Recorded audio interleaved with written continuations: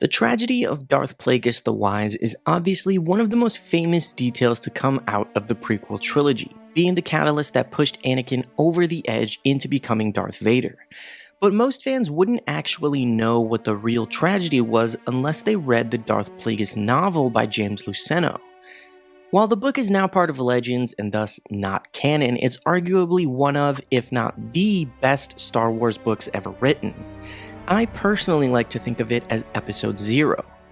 The end of the book also takes place during the events of The Phantom Menace, revealing to us that Plagueis was still alive and operating in the shadows in complete secrecy as Palpatine's Sith Master during Episode 1. So, when Palpatine tells Anakin about Plagueis, he only reveals that Plagueis was murdered by his own apprentice in his sleep. He doesn't tell Anakin that he was the apprentice of Plagueis or any more details regarding how Plagueis died. So how exactly did Palpatine murder Darth Plagueis, and when did it happen? To answer these questions, we need to look into the Plagueis novel, and like I said, while this book isn't canon, there haven't been any details given to us to replace this story yet, so I think we can still enjoy it and just hope that whatever canon version comes one day will be similar. Probably the most interesting detail is that Darth Plagueis did not die until the day of the Battle of Naboo, specifically during the lightsaber duel between Darth Maul, Qui-Gon, and Obi-Wan. While all of the chaos was occurring on Naboo, Plagueis and Palpatine were together on Coruscant, overseeing their plans as Palpatine had just been nominated for Supreme Chancellor of the Republic. They spent the day before the Senate vote communicating with Maul and Newt Gunray on Naboo, and learning that Queen Amidala had somehow amassed an army of Gungans to oppose the Trade Federation. After giving orders to slaughter all of their enemies, Plagueis and Palpatine attended an opera and then retreated to Plagueis' penthouse to celebrate Palpatine's nomination. They were sure that he would win and become Chancellor. Then Plagueis would be named Co-Chancellor under his public persona Higo Damask, and the two Sith Lords would be in total control of the Republic. As the two of them enjoyed 500-year-old Celestin wine, Palpatine offered a toast to the culmination of decades of Plagueis' brilliant plans. He proclaimed that only Plagueis could have brought such plans to fruition, and Plagueis assured him that together they would be able to initiate the final act of the Sith Grand Plan and destroy the Jedi Order. As they continued to drink wine, Palpatine began practicing his speech that he would give the following day in the Senate. As the night wore on, they both amended the remarks and improvised new lines. Wineglass in hand, Palpatine paced the floor of the penthouse, and although Plagueis urged him to save his energy for the morning and go to sleep, Palpatine claimed he was too excited and insisted on revising his speech. By then, Plagueis was considerably drunk. While he usually loved to revel in victory, Plagueis began to find his apprentice's performance exhausting, and he wanted nothing more than to drift off into sleep. He imagined his ascension to galactic power as he emerged from the shadows as co-chancellor in front of shocked senators the following day. He wanted to sleep, but Palpatine still wouldn't let him. Insisting that they rehearse his speech from the beginning once more, Palpatine instructed their droid to refill their glasses with wine. With dreamy weariness beginning to overtake him, Plagueis could barely lift his glass to his nose. I should mention at this point in the story, Plagueis was heavily injured from an assassination attempt and he had to wear a mask to help him breathe, so he had to drink through his nose. When Plagueis set the glass down, he knocked it over, spilling the wine, and his eyelids began to flicker and close. Over the past 20 years before this, Plagueis' mastery of the dark side and manipulation of the midichlorians had allowed him to go without sleep, so he literally never slept at all.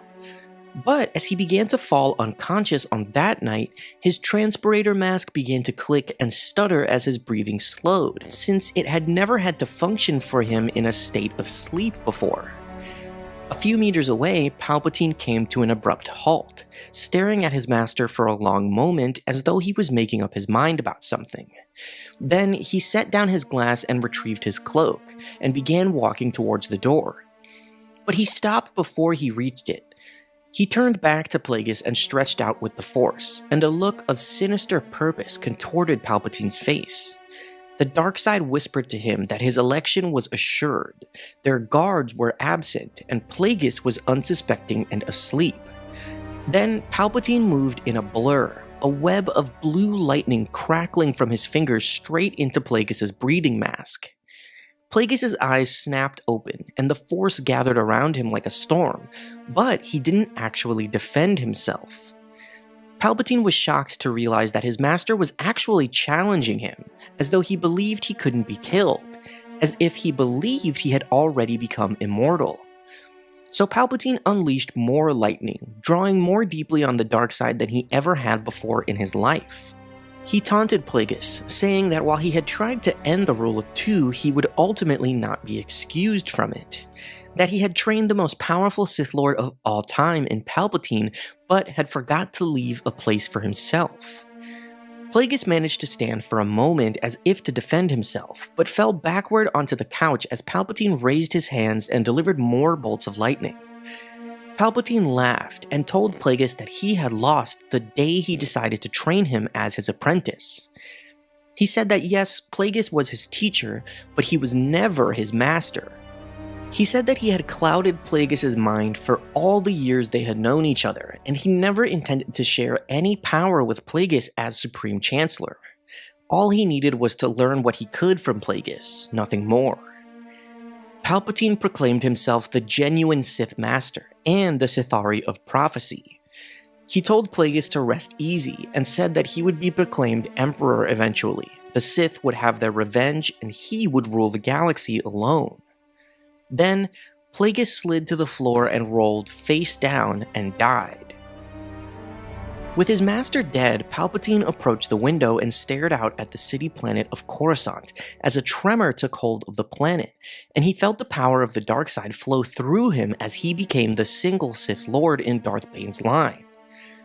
Plagueis might have lived forever if he had been successful in his ultimate goal, but in the end, though he could save others from death, he had failed to save himself. A sense of supreme accomplishment overcame Palpatine, and he wondered if the Force had ever been so strong in anyone as it was in him. At the same time, he also felt a strange and confusing sense of loss, and that was because at the exact same moment, Obi-Wan defeated Darth Maul on Naboo. The fight scene between Palpatine and the four Jedi Masters in Revenge of the Sith has been a point of contention for fans since the movie was released. As a result of some last-minute changes during production, like George Lucas wanting Ian McDiarmid to perform the scene himself, the choreography and performances were adjusted, and the scene suffered as a result. But let's be honest, there's plenty of moments that can only be depicted to a certain extent on screen so the audience can process it. While combat between Force users has been described as happening at near super speed in the books, the only time we've ever actually seen anyone use the ability known as Force speed on screen was in The Phantom Menace. So perhaps George didn't want to rely on that when it came to creating this scene with Palpatine. Anyway, this is one of those moments in Star Wars that had to be explained retroactively in lore, or just fleshed out in general. After all, that's what film novelizations and additional books are for, to explain things that just couldn't be conveyed completely in a movie or show. Since Star Wars is a multimedia franchise, and based on the fact that I've now made a career out of talking about the lore, I don't mind that one bit, and I hope you don't either since you're watching this video. Basically, to understand how Palpatine was able to kill 3 fully trained Jedi Masters within a few seconds, we have to take a look at some specific Force abilities that he used, as well as how the fight is described in the novelization of Revenge of the Sith. So let's jump right in. The first ability that we need to look at is called Force Scream. This power exists in both canon and Legends, but it's only featured in one canon book, Inquisitor: Rise of the Red Blade. In Legends, it appears much more frequently over the years. Anyway, in the movie, Palpatine lets out this insane scream as he spins and attacks the Jedi. But I'm gonna be completely transparent with you guys. I have not been able to find any official source that states that that was a Force scream used by Palpatine. In order for it to actually be a part of lore, it has to be stated in a book or a comic or some official source, and I just can't find anything that says that for this scene. If anyone does have a Legends or canon source that says he used Force Scream definitively, please share it with me in the comments of this video. So while he does scream in the movie, let's make the conclusion ourselves that that was a Force Scream, just based on what we know from the additional lore. Basically, a Force Scream was a dark side ability where the user would channel their frustration, rage, pain, or grief through the Force and let it out as a powerful scream. When the opponent would be hit with the effects of the scream, they could collapse, and the power of it would basically destroy their mental defenses. Imagine it's like a stun ability in a video game or something, where it makes your enemy freeze or they become disoriented. In some Legends books, it basically can be thought of like an explosion, like Anakin uses it in Labyrinth of Evil when he screams Dooku's name, and that makes the roof of the building they are in start to collapse. So that's what Force Scream is. So let's say Palpatine used that against the Jedi, and that caused them to essentially freeze or be weakened or lose their focus just for an instant, and that was all he needed. But seriously guys, in the book, he doesn't even scream at them. That's something that's only present in the movie, so I'm leaving it up to you guys to decide if you want to make that conclusion for yourselves. I don't want to tell you definitively that he used that ability when it isn't clearly stated. So the second ability that we need to look at is just Force Speed. This one actually is described in the book, and I'll get to that in a second. I'm gonna go with the Legends descriptions of Force Speed just because I think that Legends usually has more details, but this ability also exists in canon. Basically, it was a power that allowed Force users to maintain sprinting speeds or super speed for a short time and appear as a blur. The more skilled they were, the faster they could move and the longer they could do it. The user would then perceive everything around them in slow motion. A cool example of this, and it might be the first one ever just because this book is kinda old, is from Shadows of the Empire, when Luke uses the ability, and he can see the fight happening super slow around him. So Palpatine was incredibly skilled at using the Force to augment his speed during lightsaber combat. In the novelization, he is described as a literal blur in the opening moments of his fight with the Jedi. Obviously, in the movie, it looks pretty clunky, but just imagine that him killing the Jedi happens within like 1 second. When Palpatine attacks Saesee Tiin, he is described in the book as a smear of red flashing darkness, and he cuts off Saesee's head before anyone can even react.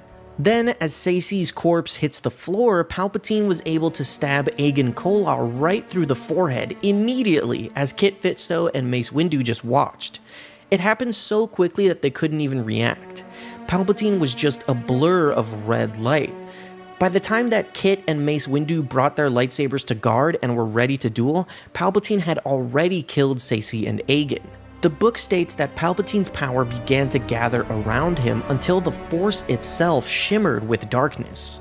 So just imagine that he killed them within like an instant, like one moment he flew out of his desk or whatever and just killed them immediately. So looking at the lore, that's pretty much what we can gather. I guess it's really up to the audience interpretation to decide if he did use Force Scream, and we can go based off of the books and the lore to decide how fast he was going. It is described as a blur of lightning later on when he's fighting Mace Windu and Anakin flies up in his speeder, and he says Anakin thinks that all he can see is red and purple lightning flashing through the window. So that's how fast lightsaber duels are described in Star Wars books.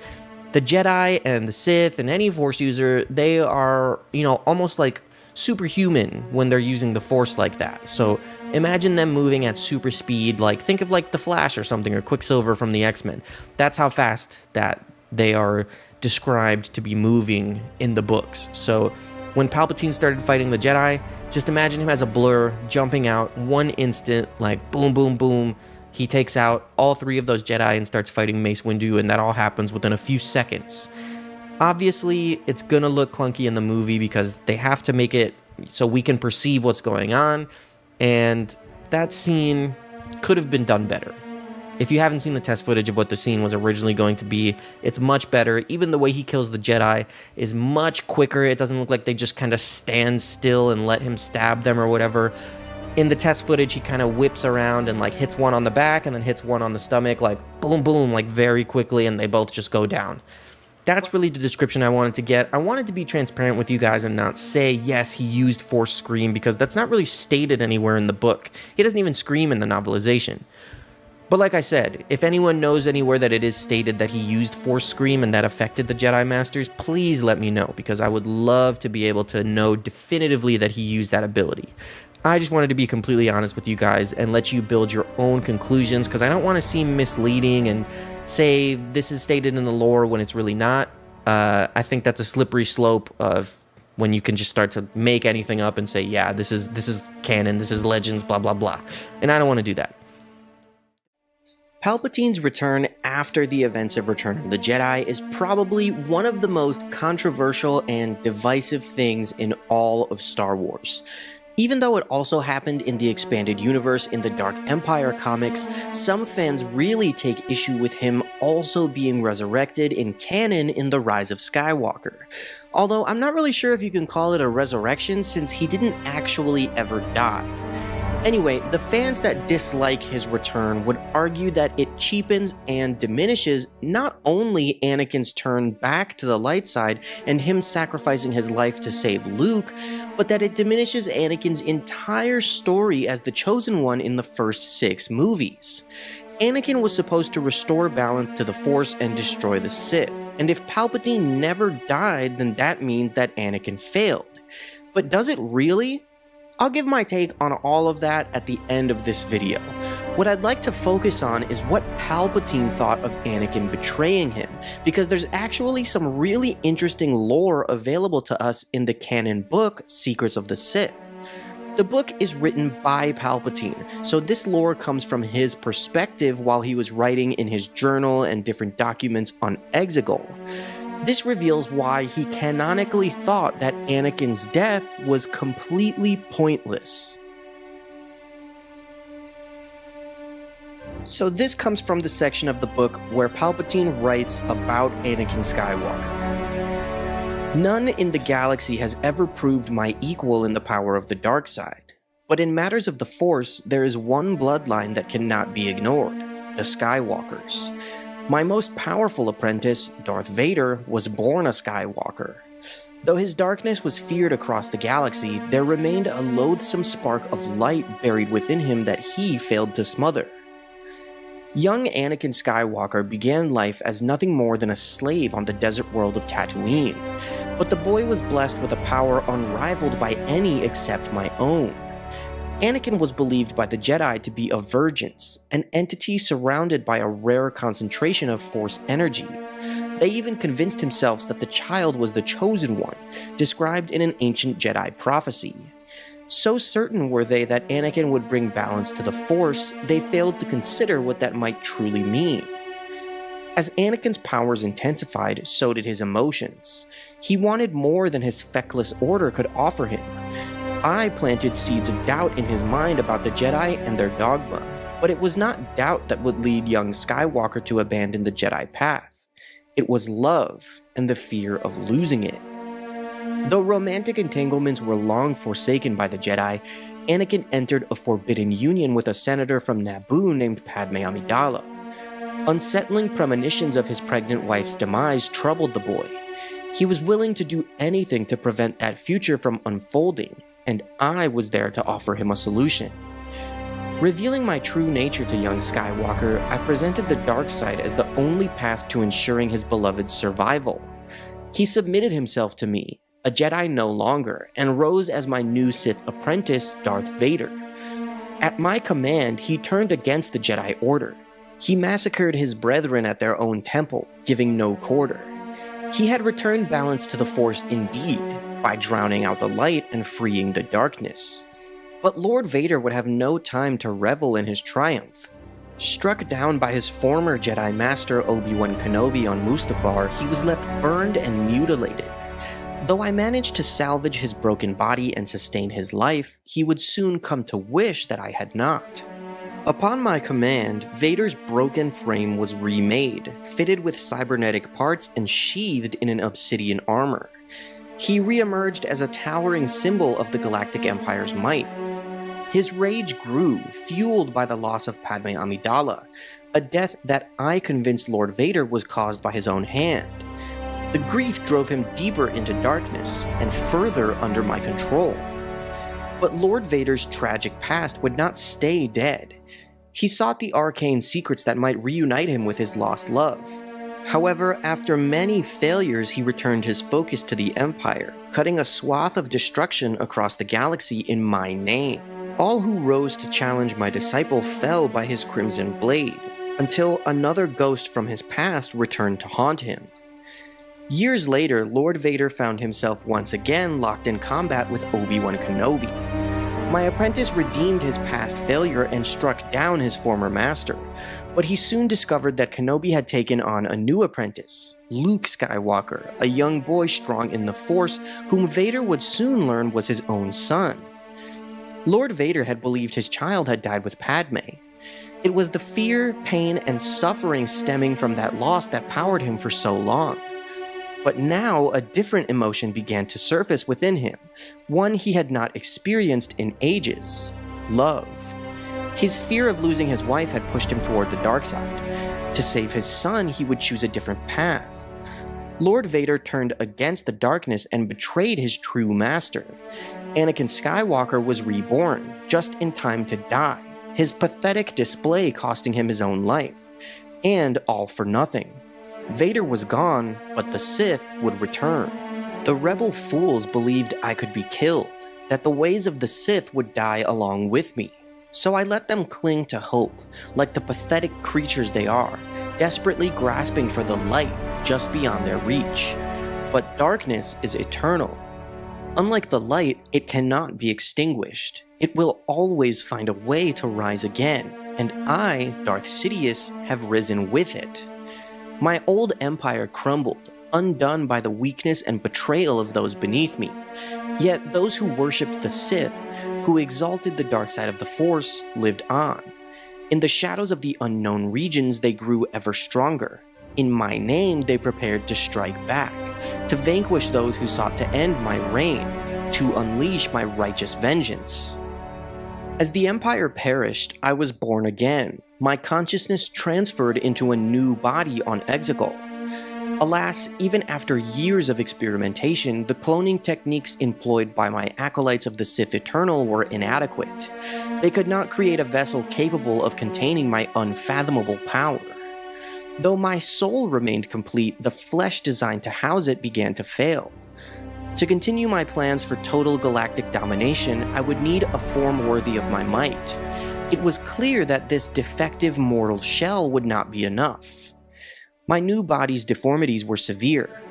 Unable to leave Exegol, I would have to spread my influence across the galaxy through less direct means.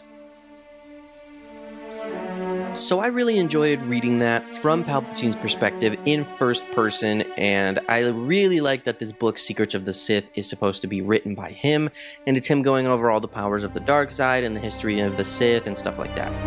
And I like how he talks about how he felt about Anakin betraying him and killing him and whether it really meant anything or not. And yes, that's the big debate in the fandom over the past few years since The Rise of Skywalker came out. In my opinion, I don't like Palpatine returning at all. In Legends or canon, I think it's weird. I think that people give Dark Empire a pass because it was published before Episode 1 came out, so before George even introduced the prophecy of the Chosen One. But even so, without the Chosen One prophecy, in Return of the Jedi, when Vader is redeemed and he betrays Palpatine and saves Luke, that's his sacrifice to save Luke. It doesn't even have to be about fulfilling a prophecy or bringing balance to the Force or destroying the Sith necessarily in the way that the Chosen One prophecy works. It can also just be about him saving Luke and turning his back on the dark side. So my point is that even if we take away the Chosen One prophecy, there's still a very deep part of Anakin's sacrifice there without there being a prophecy like that. And I would say that, yeah, part of me does think that Palpatine coming back does kind of diminish that moment in Return of the Jedi. But in terms of the Chosen One prophecy in general and Anakin bringing balance to the Force and destroying the Sith and whether he fulfilled the prophecy or not, I'm honestly, kinda indifferent at this point. You know, obviously, I respect George's vision. I love George. He made Star Wars. George said that Anakin was the chosen one. He did destroy the Sith, meaning the Emperor and himself in Return of the Jedi, and that's that. But George also sold Lucasfilm, and, even when he had Lucasfilm, they published Dark Empire in the Expanded Universe, and now afterwards they've done the sequel trilogy where Palpatine comes back. And I think that the Chosen One prophecy was just a weird addition to throw into the saga in the prequels. I think Anakin's entire story from start to finish, episodes 1 through 6, without the Chosen One prophecy, would still be super meaningful because Star Wars is the story of the Skywalker family, and it's about generations and fathers and sons, and the story of this family going through like a soap opera tragedy. And Anakin didn't need to be some sort of messiah like Paul Atreides figure to have that extra weight to his story, if you know what I mean. I just think that the Chosen One prophecy was really unnecessary for them for George to throw in there. So when it comes to Palpatine returning, I'm not saying, oh, it diminishes the Chosen One prophecy, because I'm not really thinking about the Chosen One prophecy. I'm thinking about just Anakin's actions and his sacrifice. The Chosen One prophecy should not be thought of as law, because yes, the prophecy says that Anakin would destroy the Sith and restore balance to the Force. And let's say that the balance was never going to be permanent, because obviously the Sith are just a religion, they're an order. So anyone at any time can just say, oh, I'm believing in the Sith religion, I'm gonna start a new Sith order, my name is Darth blah blah blah, and then the Sith are back. Even without Palpatine, the Sith came back in Legends with Darth Krayt and stuff. So I think the Chosen One prophecy and then saying, oh, Anakin restored balance to the Force and destroyed the Sith, that would just limit storytelling set after Return of the Jedi, because, oh, there can never be any Sith again, otherwise it diminishes Anakin's entire story. No, you can say Anakin destroyed Palpatine even though he didn't die. Anakin restored balance to the Force in Return of the Jedi, the balance just wasn't permanent. Even in The Last Jedi, in the movie and in the novelization, Luke tells Rey that for many years there was balance in the Force. And then in the novelization, he goes a little in depth and says that the Force went out of balance when he took Ben Solo as his Padawan. So that means that there was balance in the Force for 20 years or something, whenever Ben Solo became a Jedi. So yeah, I guess it's really up to you if you want to say that Palpatine coming back diminishes Anakin's story. I personally would say yes, I do think it diminishes that moment in Return of the Jedi. I don't know if it diminishes Anakin's entire story, I just think it's dumb. I think it's stupid, but it happened in both Legends and canon, so that's just something that you have to accept in both continuities. Regardless of the Chosen One prophecy, even Palpatine coming back in Dark Empire before the prequels came out, that still diminishes Anakin's death in Return of the Jedi, just from a weight perspective. Because that means that Anakin did that and Palpatine didn't really die. But also, I don't think it's something that, really diminishes it at all. I don't know. It's dumb, but I don't think, it really destroys the first 6 movies like some people like to say. I just think it's stupid, and it's a weird choice to make. Even if Palpatine stayed dead, maybe the Sith could have come back either way like they did in Legends, so I don't think it's really worth being upset about. Even if George made his sequels, his plan was to have Darth Maul and Darth Talon be the villains, so the fact that they have the Darth title means that they're Sith Lords, so George was going to have the Sith come back too. Even if it's not Palpatine, the Sith would always come back. So I think the problem is that it's specifically Palpatine, because the whole point is that Anakin comes back to the light side, kills Palpatine, and redeems himself to save Luke, and that's without even bringing up the Chosen One prophecy. So that's really how I feel about it. I hope. The transformation of Palpatine into Darth Sidious, one of the most feared figures in Star Wars lore, began long before he became the Supreme Chancellor. The one responsible for his dark metamorphosis was Darth Plagueis the Wise, and he was no ordinary Sith Lord. He was a master manipulator, a seeker of immortality, and a teacher who shaped Palpatine into the ultimate weapon of the Sith. Personally, Plagueis is my favorite Sith Lord of all time. Today, we'll explore how Plagueis corrupted Palpatine and set the stage for the galaxy's darkest era, which is literally known as the Dark Times. This story comes straight from the Legends book Darth Plagueis by James Luceno. Palpatine's origin as a Sith Lord begins on his home planet of Naboo, where he was born into a powerful noble family. His relationship with his father, Kosinga, was strained. His father saw his son as rebellious, ambitious, and dangerous, and he wasn't wrong. Beneath Palpatine's composed exterior was a simmering hatred for his father and a hunger for power. Under the guise of his public persona Higo Damask, Plagueis met Palpatine during a political visit to Naboo. He immediately sensed the young Palpatine's extraordinary connection to the Force. While the encounter seemed casual, Plagueis had already decided that Palpatine's potential made him an ideal apprentice. Their initial discussions were subtle, revolving around politics and the failures of Naboo's past leadership, but they planted the seeds for something far greater. Plagueis' keen perception allowed him to recognize Palpatine's suppressed rage and desire for freedom.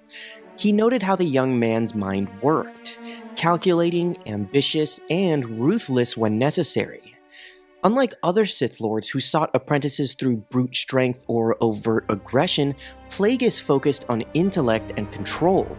He saw these traits in Palpatine and began cultivating them immediately. Plagueis' manipulation of Palpatine was a masterclass in Sith cunning. From the outset, Plagueis played to the young man's frustrations with his family, particularly his father. He carefully led Palpatine's resentment, validating his feelings of being misunderstood and constrained by the expectations of Naboo's society. Plagueis' tactics were subtle. He didn't reveal his Sith identity right away. Instead, he acted as a mentor and confidant. By appealing to Palpatine's intellect and ambition, Plagueis planted the idea that Naboo and the galaxy as a whole needed a stronger hand to guide it. He framed power as not just a goal but a responsibility, a justification that resonated deeply with Palpatine. The relationship between Palpatine and his father was one of control and defiance.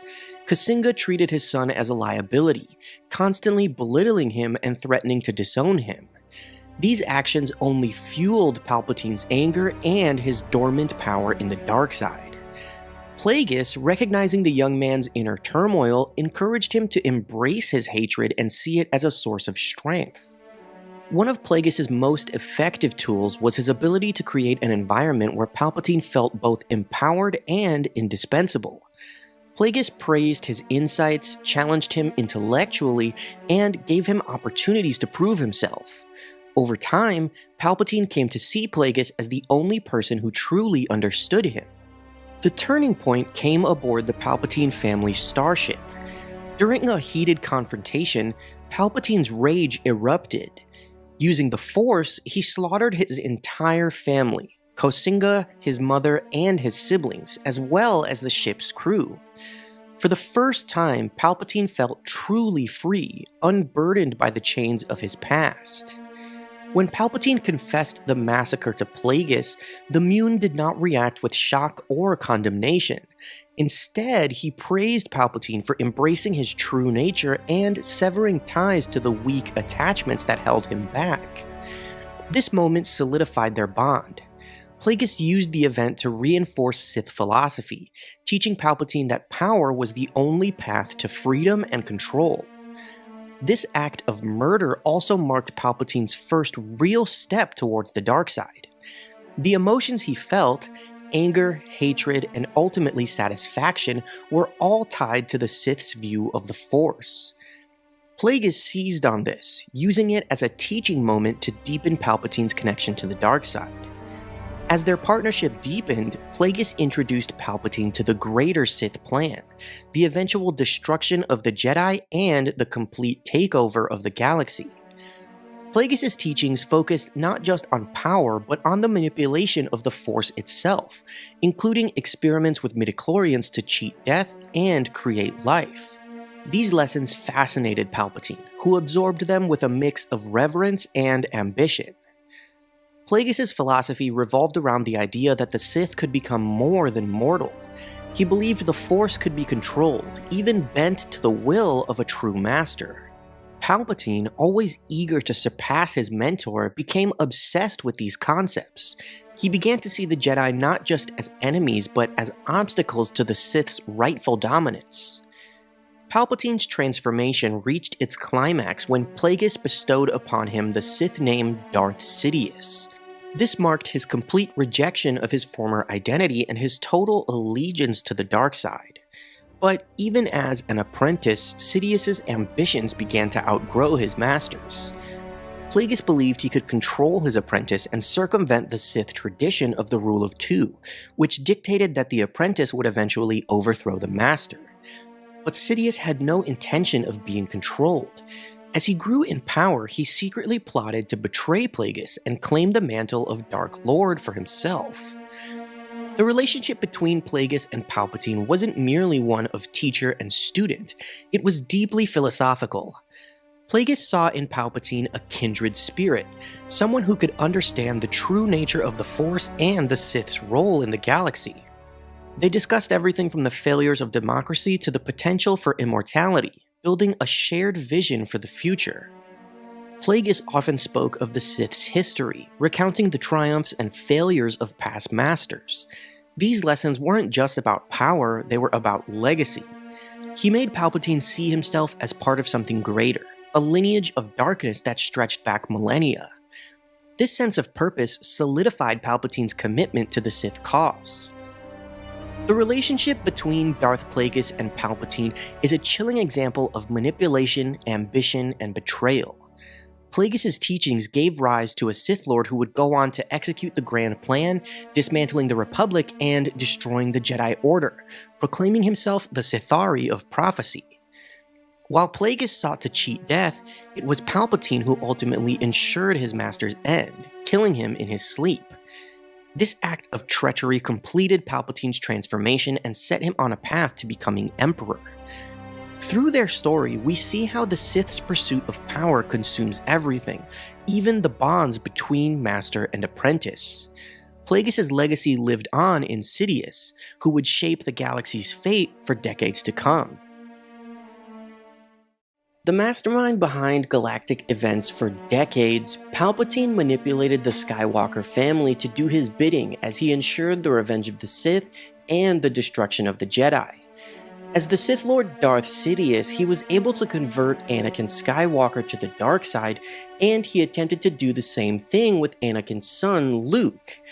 Palpatine would battle both of Anakin's children through the conflict of the Galactic Civil War, and orchestrate the corruption of Anakin's grandson, Ben Solo.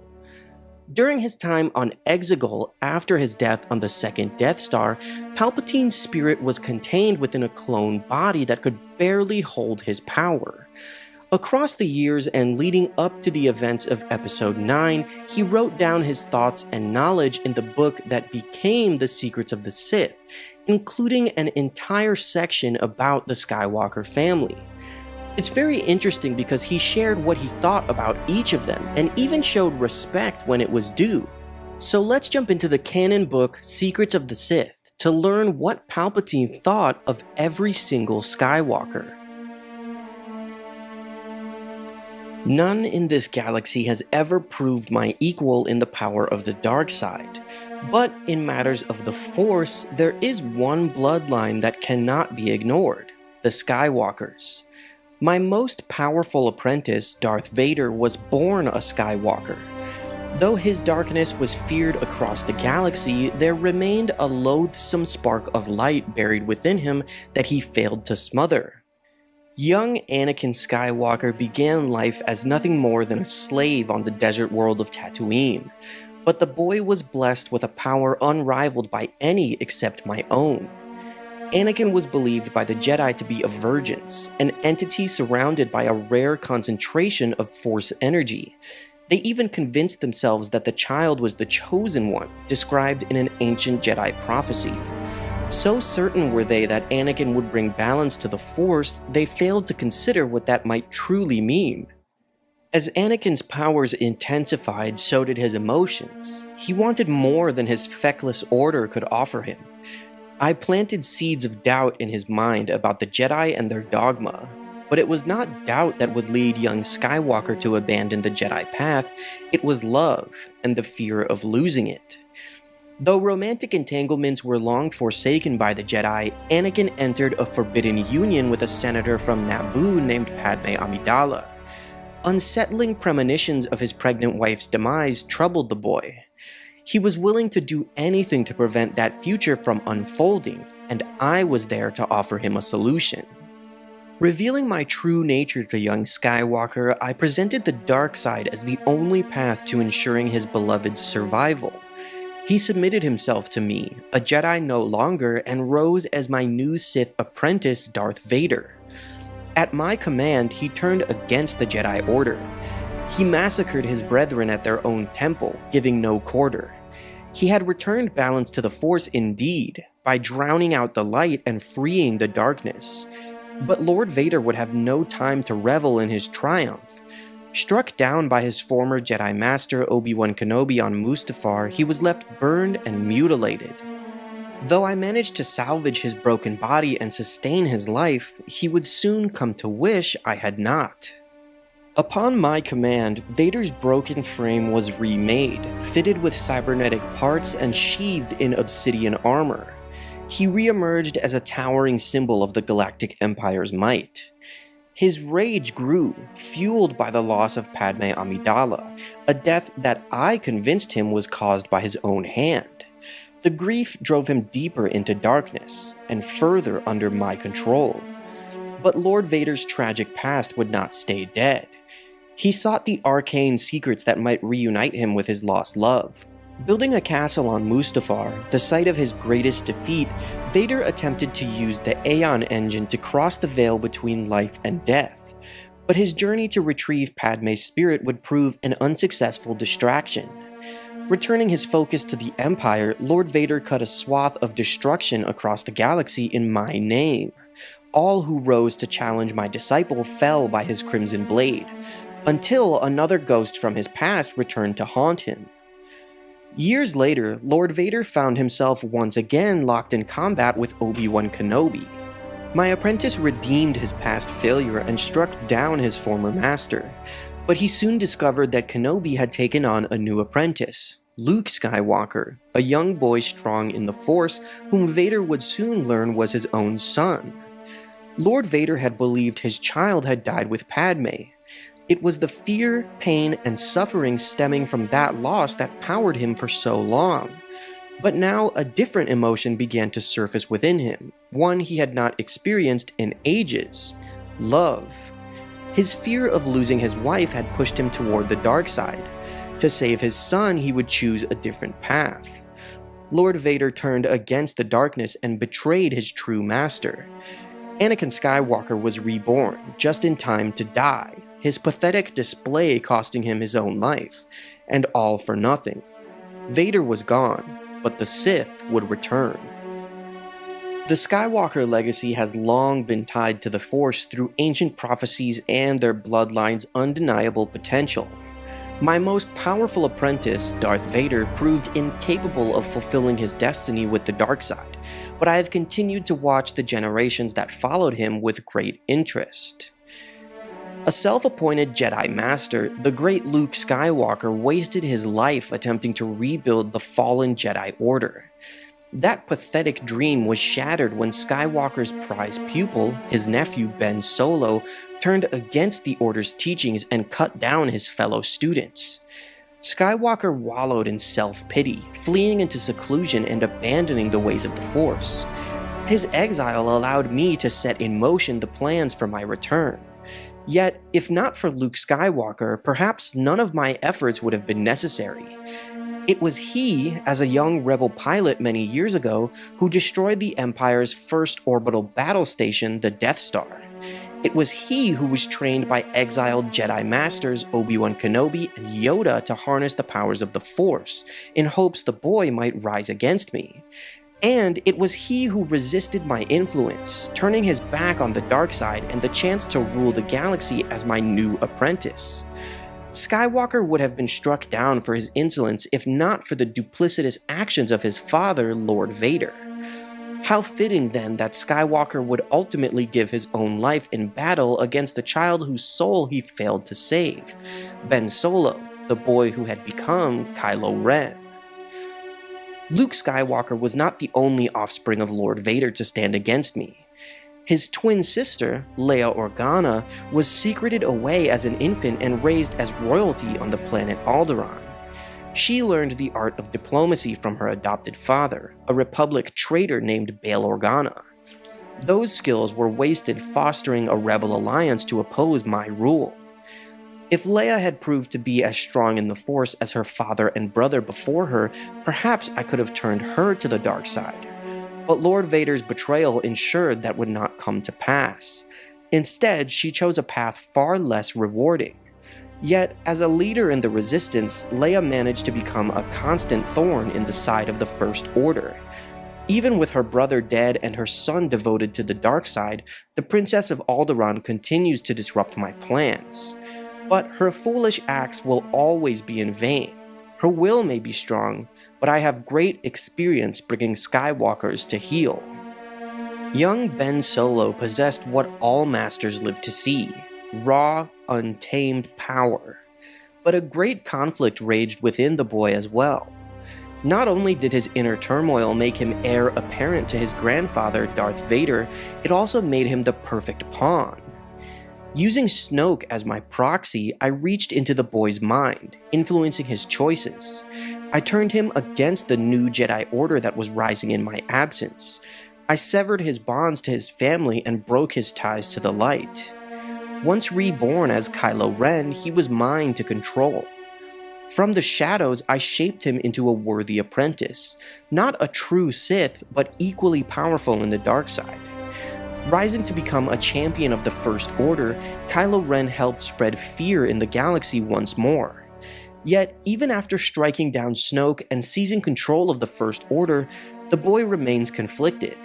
His Force connection to the girl, Rey, a bond I helped facilitate, has left him unbalanced. The final traces of light within him still struggle to regain control. I have given him one final test to prove his worth. Kill the girl, end the Jedi, and rule the galaxy. Even though he knows what must be done, I fear my young ally lacks the strength to do it. In Return of the Jedi, Palpatine relentlessly tries to get Luke to strike him down and give in to the dark side of the Force. It seems like his plan is to have Luke fall to the dark side and kill him out of anger, right? Well, this is always something that seemed confusing to me. If Vader didn't block the blow, would Palpatine have actually let Luke kill him? Or would he have stopped the blade with the Force as he easily could have if he wanted to? Was his intention to simply instigate a duel between Vader and Luke so the winner could serve him? Well, as you guys know, Star Wars is a multimedia franchise with lore that is constantly evolving and changing as the years go by. However you feel about that, that's up to you as a fan. Within the context of Return of the Jedi, sure, there may just be one reason for Palpatine's plans. However, once we take a look at the larger Star Wars canon, specifically The Rise of Skywalker and the canon book Secrets of the Sith, we can pull together lore to answer the question that this video is about. Why did Palpatine want Luke to kill him? So first, before I get into the new canon lore and basically the current answer to the question of this video, I want to just take a look at the scene itself in Return of the Jedi. I want to do this because obviously when George was writing the story, he had his own intentions and ideas for what Palpatine's goals were. Palpatine's plan was to turn Luke to the dark side, plain and simple. He saw in Luke the potential that Anakin had lost due to the injuries he suffered on Mustafar, and he wanted to replace Vader with Luke. To achieve this, Palpatine needed to provoke Luke's anger and despair, pushing him to act out. He taunted Luke, knowing that while he set a trap for the rebel fleet, he also ensnared Luke. He told Vader his compassion for you will be his undoing. He will come to you and then you will bring him before me, fully aware that Vader wouldn't let Luke kill him. When Luke finally gave in and attempted to kill Palpatine, Vader blocked the blow. Then, during their duel, Luke fought to control his emotions. However, Vader struck a nerve by mentioning Leia and broke through Luke's defenses. Consumed by fear for his sister, he launched a fierce attack on Vader, defeating him just as Palpatine had planned. However, much to Palpatine's surprise, Luke resisted the dark side. He realized he was about to become his father. Seeing that Luke would not turn, Palpatine attempted to kill him, but was thwarted by Vader's unexpected betrayal. Importantly, Palpatine could have easily overpowered Luke at any moment. Alone, Luke was no threat to him. Okay, so that seems to be what we can gather from Return of the Jedi, right? I feel like that's usually the common interpretation, is that Palpatine didn't actually want Luke to strike him down and kill him. He was just trying to instigate the duel between Vader and Luke. Maybe that is the case if you just take the movie at face value and you don't look at any of the lore. But as you guys know, if you've watched my videos before, that's not what we do here. So let's jump right into canon lore to explain the true canonical answer to our question. Right off the bat, yes, Palpatine did actually want Luke to kill him in that moment, because he already had his own plans in motion. The dark side of the Force was a pathway to many abilities that some considered to be unnatural. Palpatine wrote that his master Darth Plagueis had been the first Sith Lord to unlock the secret to immortality. Plagueis was actually able to keep other beings from dying. Studying his methods, Palpatine learned how to transfer his own consciousness through the Force from one mortal vessel to another. No matter what, if his body was going to die, his spirit could live eternally as he moved from body to body. This dark side ability was called transference. In canon, we know that Palpatine already had clones of himself and other experiments being prepared on Exegol during the time of the original trilogy. In the Vader comics, Vader goes to Exegol and sees all of this stuff. That's how Palpatine was able to survive when Anakin killed him in Return of the Jedi, by transferring his consciousness into one of the clone bodies waiting on Exegol. So, this adds new meaning and even more depth to Palpatine telling Luke to strike him down. After all, who would make a better host than the son of the Chosen One? From what we saw in The Rise of Skywalker, it seems that he could only pass his spirit into someone if they were under the influence of the dark side, which is why he told Luke to give into his anger and fear and take his weapon to kill him. If Vader didn't block the blow, Palpatine would have transferred his consciousness into Luke's body. This is really all laid out for us with the context of Episode 9 and what we know now about everything that Palpatine had planned. It's also very similar to the details of the Dark Empire trilogy in Legends, where Palpatine did want to possess Luke at one point, and then later he intended to possess the infant Anakin Solo instead.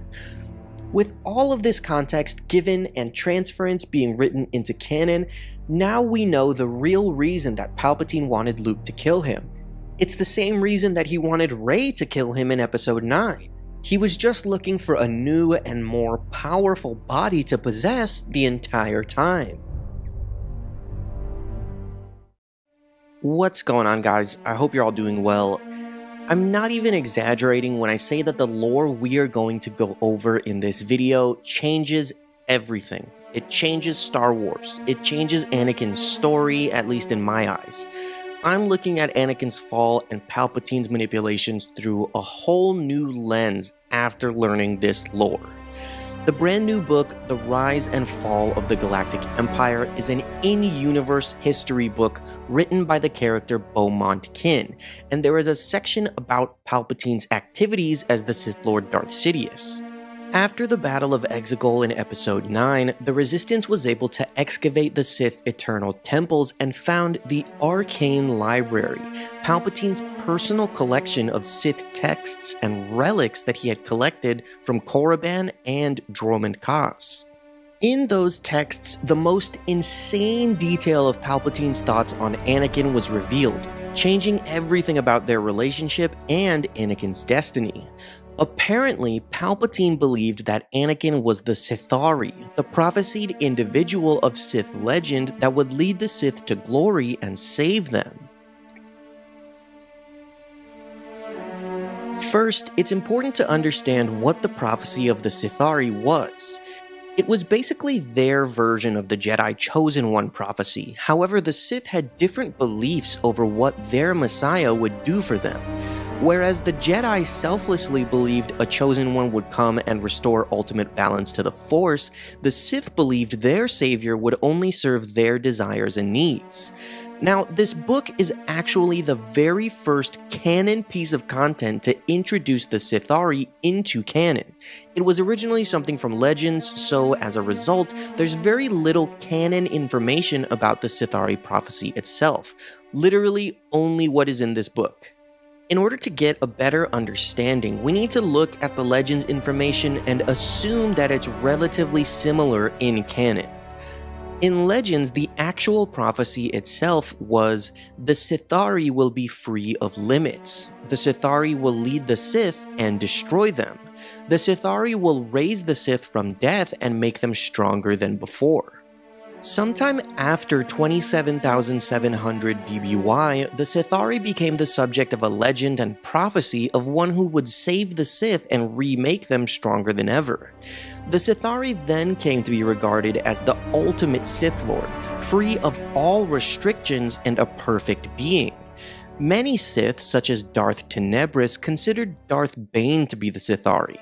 Then, a few years afterward, Tenebris' apprentice Darth Plagueis declared himself to be the Sithari, although he did not believe in the prophecy itself.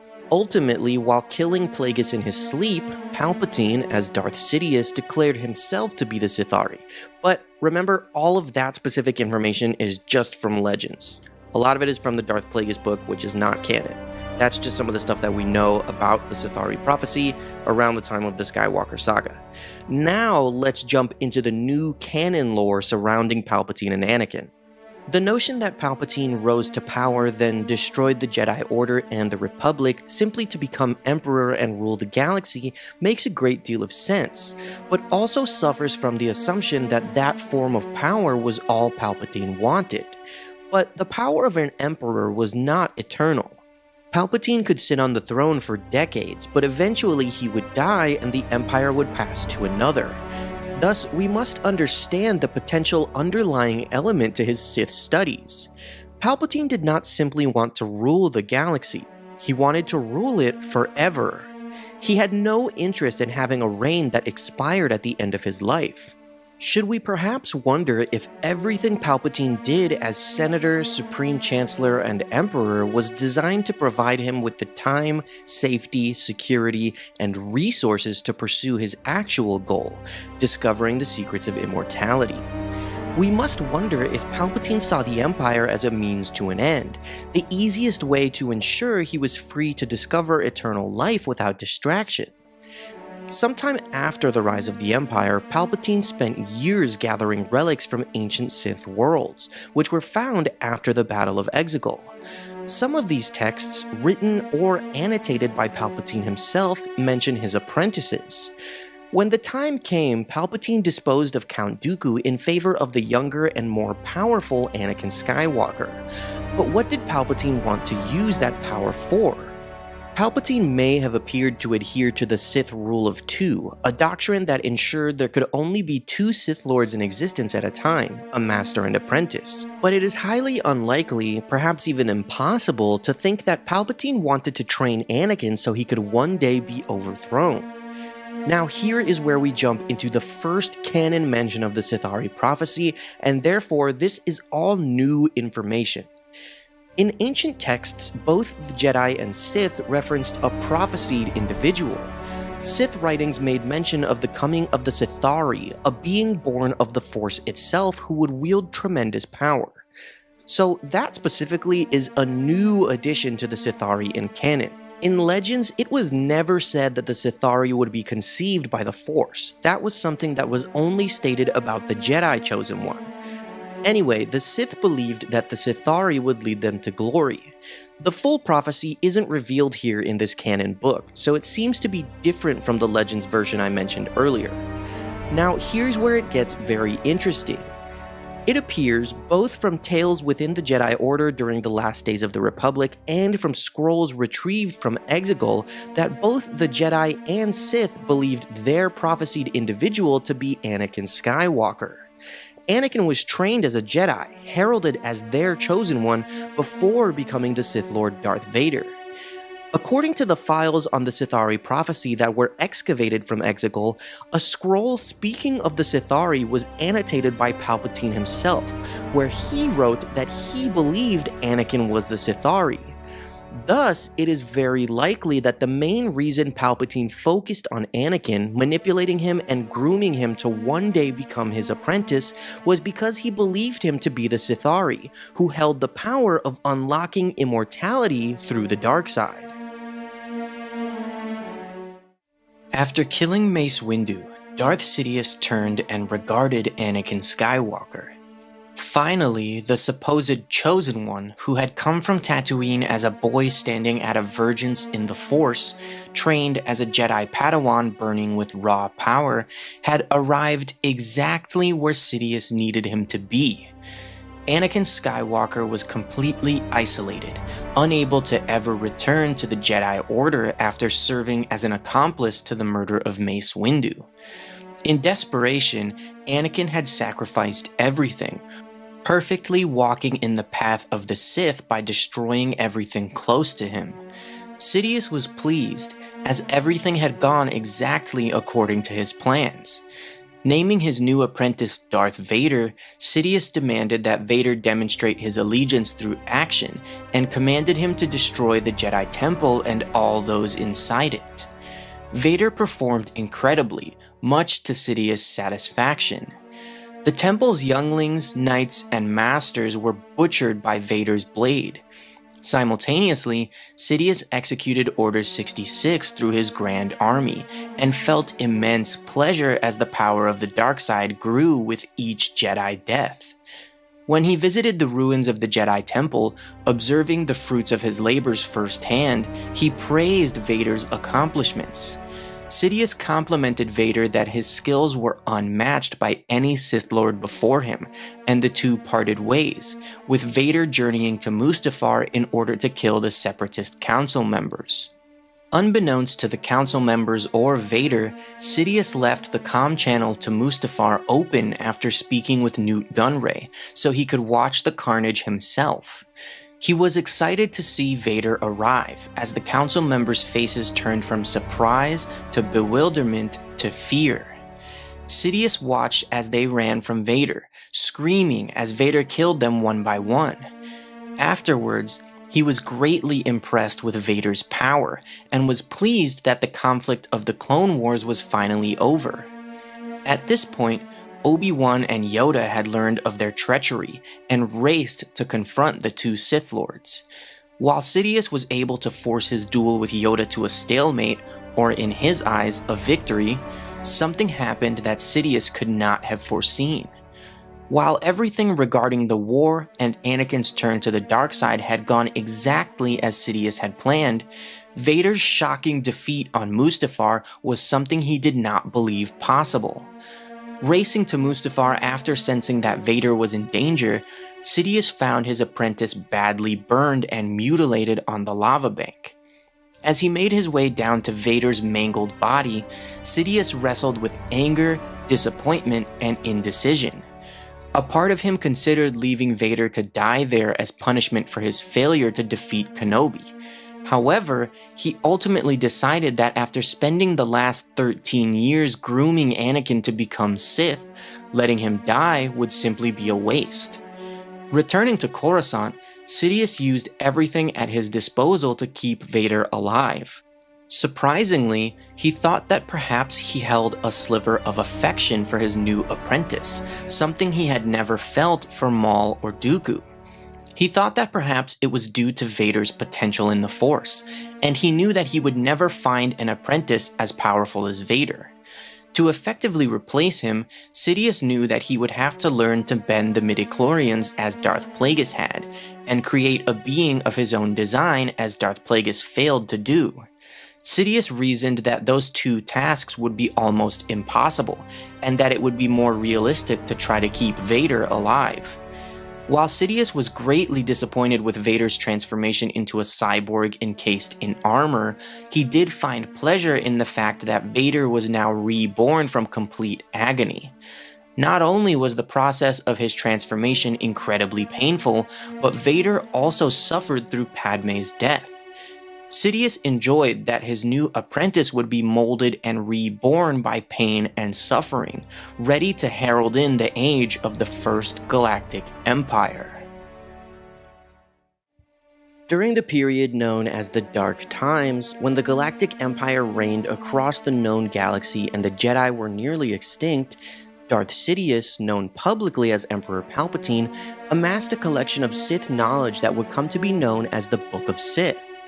Containing texts written by ancient Sith Lords across the millennia, Palpatine also included his own manuscripts, detailing his philosophies on the dark side of the Force and how the Sith Order should operate under his time as the reigning master. Palpatine titled his writings Absolute Power, and said that they would detail how he achieved his power, how he would maintain it through the Empire, and how he would reshape the galaxy for ages to come. One of the most interesting parts of his writings comes when he mentions replacing the Sith Rule of Two, the sacred doctrine enacted by Darth Bane that ensured the survival of the Sith during their millennia-long exile. Sidious wanted to do away with it and instead instate the Rule of One, allowing him to rule eternally by ensuring none of his apprentices or pawns could ever overthrow him. So let's jump into the Book of Sith, which is now part of the Legends continuity, to learn all we can about Palpatine's Rule of One. It's important to understand what the Rule of Two was, so we can see how the Rule of One differs from it. For those of you who don't know, Darth Bane managed to trick all of the other Sith Lords to destroy themselves, until he was the last Sith in existence. Bane created the Rule of Two, stating that there could only be two Sith Lords at any given time, one master to embody power and one apprentice to crave it. Bane believed that sharing power was an act of weakness and a violation of the Sith code, yet the Sith Order needed to survive after the Master died. Thus, the Master needed to take an apprentice, who would one day become stronger and kill the Master, continuing the endless cycle. By the time of the Empire, Sidious wrote that while Bane's power had been passed down for 1,000 years, he vowed to be its final recipient, which leads us to his creation of the Rule of One. Sidious wrote that the Sith would now be sustained by one person, one to hold the power and others talented in the Force to execute his will as dark-side agents. Although the Jedi Order had been obliterated, many Force sensitives still survived after the fall of the Republic. Those who still held the belief that there was virtue in peace would be made to conform. They needed to find value in the ways of the dark. Unleashing their anger would be fundamental to drawing them into Palpatine's fold, as well as for them to gain an understanding of the dark side. According to him, it was in anger that Force users were the strongest. Once tapped into, anger could turn idealists into slaves. Even those with brightly burning passions, those who vow to resist with their dying breath, could be broken in 3 simple steps to serve the Rule of One. First, they needed to be tempted. The strong-willed always had something they desired, something they possessed that they feared to lose. They would see their drive to protect them as noble. By encouraging that delusion, a puppet would be created. Second, the puppets needed to be tested. By creating an immediate danger or placing the subjects in peril, they would be forced to make a decision. Crazed by fear and the mere thought of losing what they held dear, they would do anything that was asked of them, if only to preserve their selfish desires. Third, they would be forced to submit. A moment would arise when they would take a step too far. In panic or fear, they would hurt others or commit a crime in such a way the outside world would never forgive. After that moment, there would be no return from the dark side. The puppets would then accept their role as new warriors of the dark side. One life ended and a better one would begin. So I specifically love those 3 steps, those 3 rules that Palpatine wrote, because that's exactly what he did to Anakin. So I'll talk about that at the end of this video. As the new rule of 1 was enacted, Sidious would be free to enlist a throng of darkside followers. The talented pawns would be trained to replicate a fraction of his abilities, yet never possess any actual authority. Intelligence agents would extract information through torture, with the best of them becoming Emperor's hands. Those elite agents would be handpicked for loyalty and stealth. They would be unseen enforcers across the vast empire. The red-robed royal guard would protect Palpatine from those who sought an audience with their Emperor. Within their ranks, a few who could touch the Force would comprise a warrior unit called the Shadow Guard. Captured Padawans and survivors of the Jedi Purge would be forced to serve Sidious as darkside adepts. Until he had a use for them, they would remain on the dark world of Biss, where their connection to the Force would intensify the planet's growing nexus of darkside power. Finally, Darth Vader would serve the role of Sith Apprentice. However, he would be considered replaceable, never worthy of overthrowing Sidious and taking the mantle of Master for himself. When the time came, Sidious would simply replace Vader with a younger and more powerful apprentice, and he would keep replacing his apprentices for as long as he needed to, so long as he remained the Master under the rule of 1. Perhaps the greatest Sith Lord of all time, Darth Sidious, also known as Palpatine, was the Dark Lord who oversaw the culmination of the Sith Grand Plan. Completing plans that had been in motion for 1,000 years since Darth Bane reinvented the Sith Order under the rule of 2, Palpatine considered himself to be the prophesied Sithari. In Legends, Palpatine succeeded in cheating death, transferring his consciousness into a clone body on the planet Biss after the Battle of Endor. In the Encyclopedia Jedi vs. Sith, The Essential Guide to the Force, there is a passage written by Palpatine himself, where he reflects on his past apprentices Darth Maul, Count Dooku, and Darth Vader. The relationship between a Sith master and apprentice is far more powerful than any other teacher and student, a duality greater than the fundamental entities of mind and matter. It is vital that neither believes there is greater strength in a single Sith Lord, or in an order that exceeds 2. Because you are not yet a master yourself, you might assume that it is the master's duty to bestow all of his knowledge of the dark side to his apprentice. You could not be more mistaken. It is the apprentice's duty to learn all that he can from the master, and the master's right to refrain from revealing all of his secrets. My own master, Darth Plagueis, made the grave error of teaching me too much, at which point he became unnecessary. Choosing an apprentice can be a strenuous endeavor. The most important thing to remember is that the apprentice's purpose is to serve the master. Only when you consider how few beings are worthy of becoming a Sith Lord can you begin to understand the enormity of your responsibility.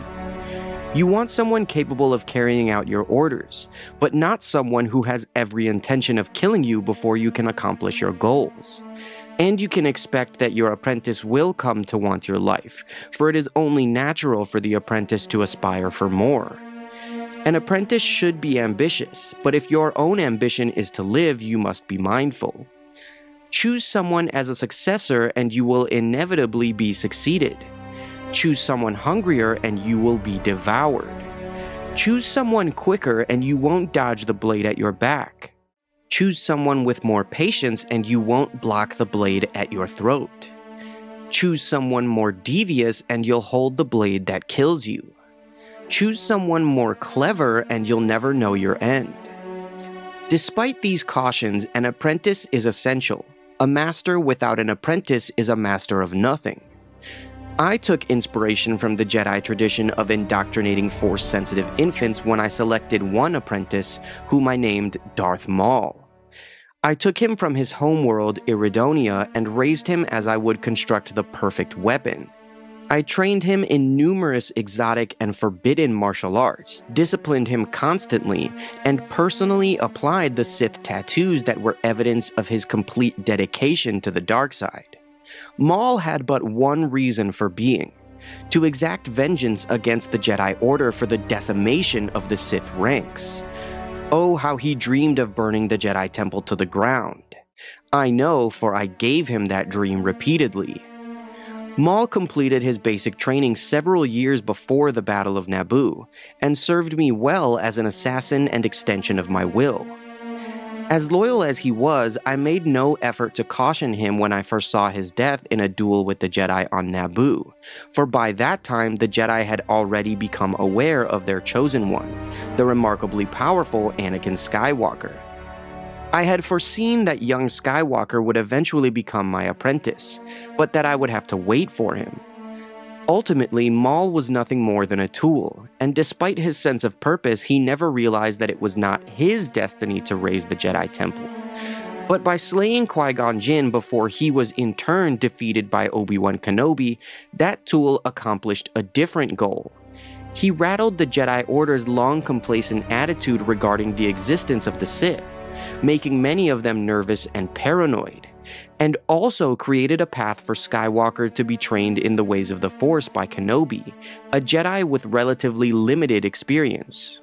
To those who do not know me, my actions, or apparent inactions, during the Battle of Naboo may have seemed less like a calculated risk than a gross exercise in wishful thinking. I'm sure you will agree that such suggestions are insulting. No, I knew exactly what I was doing when I allowed events to happen as they did. Why train an apprentice to hate the Jedi when the Jedi can train him for you? I did not wait long to appoint my next apprentice. I had had my eye on the Jedi Master Count Dooku for quite some time, and had even met with him on several occasions when I was a senator to discuss his ideologies.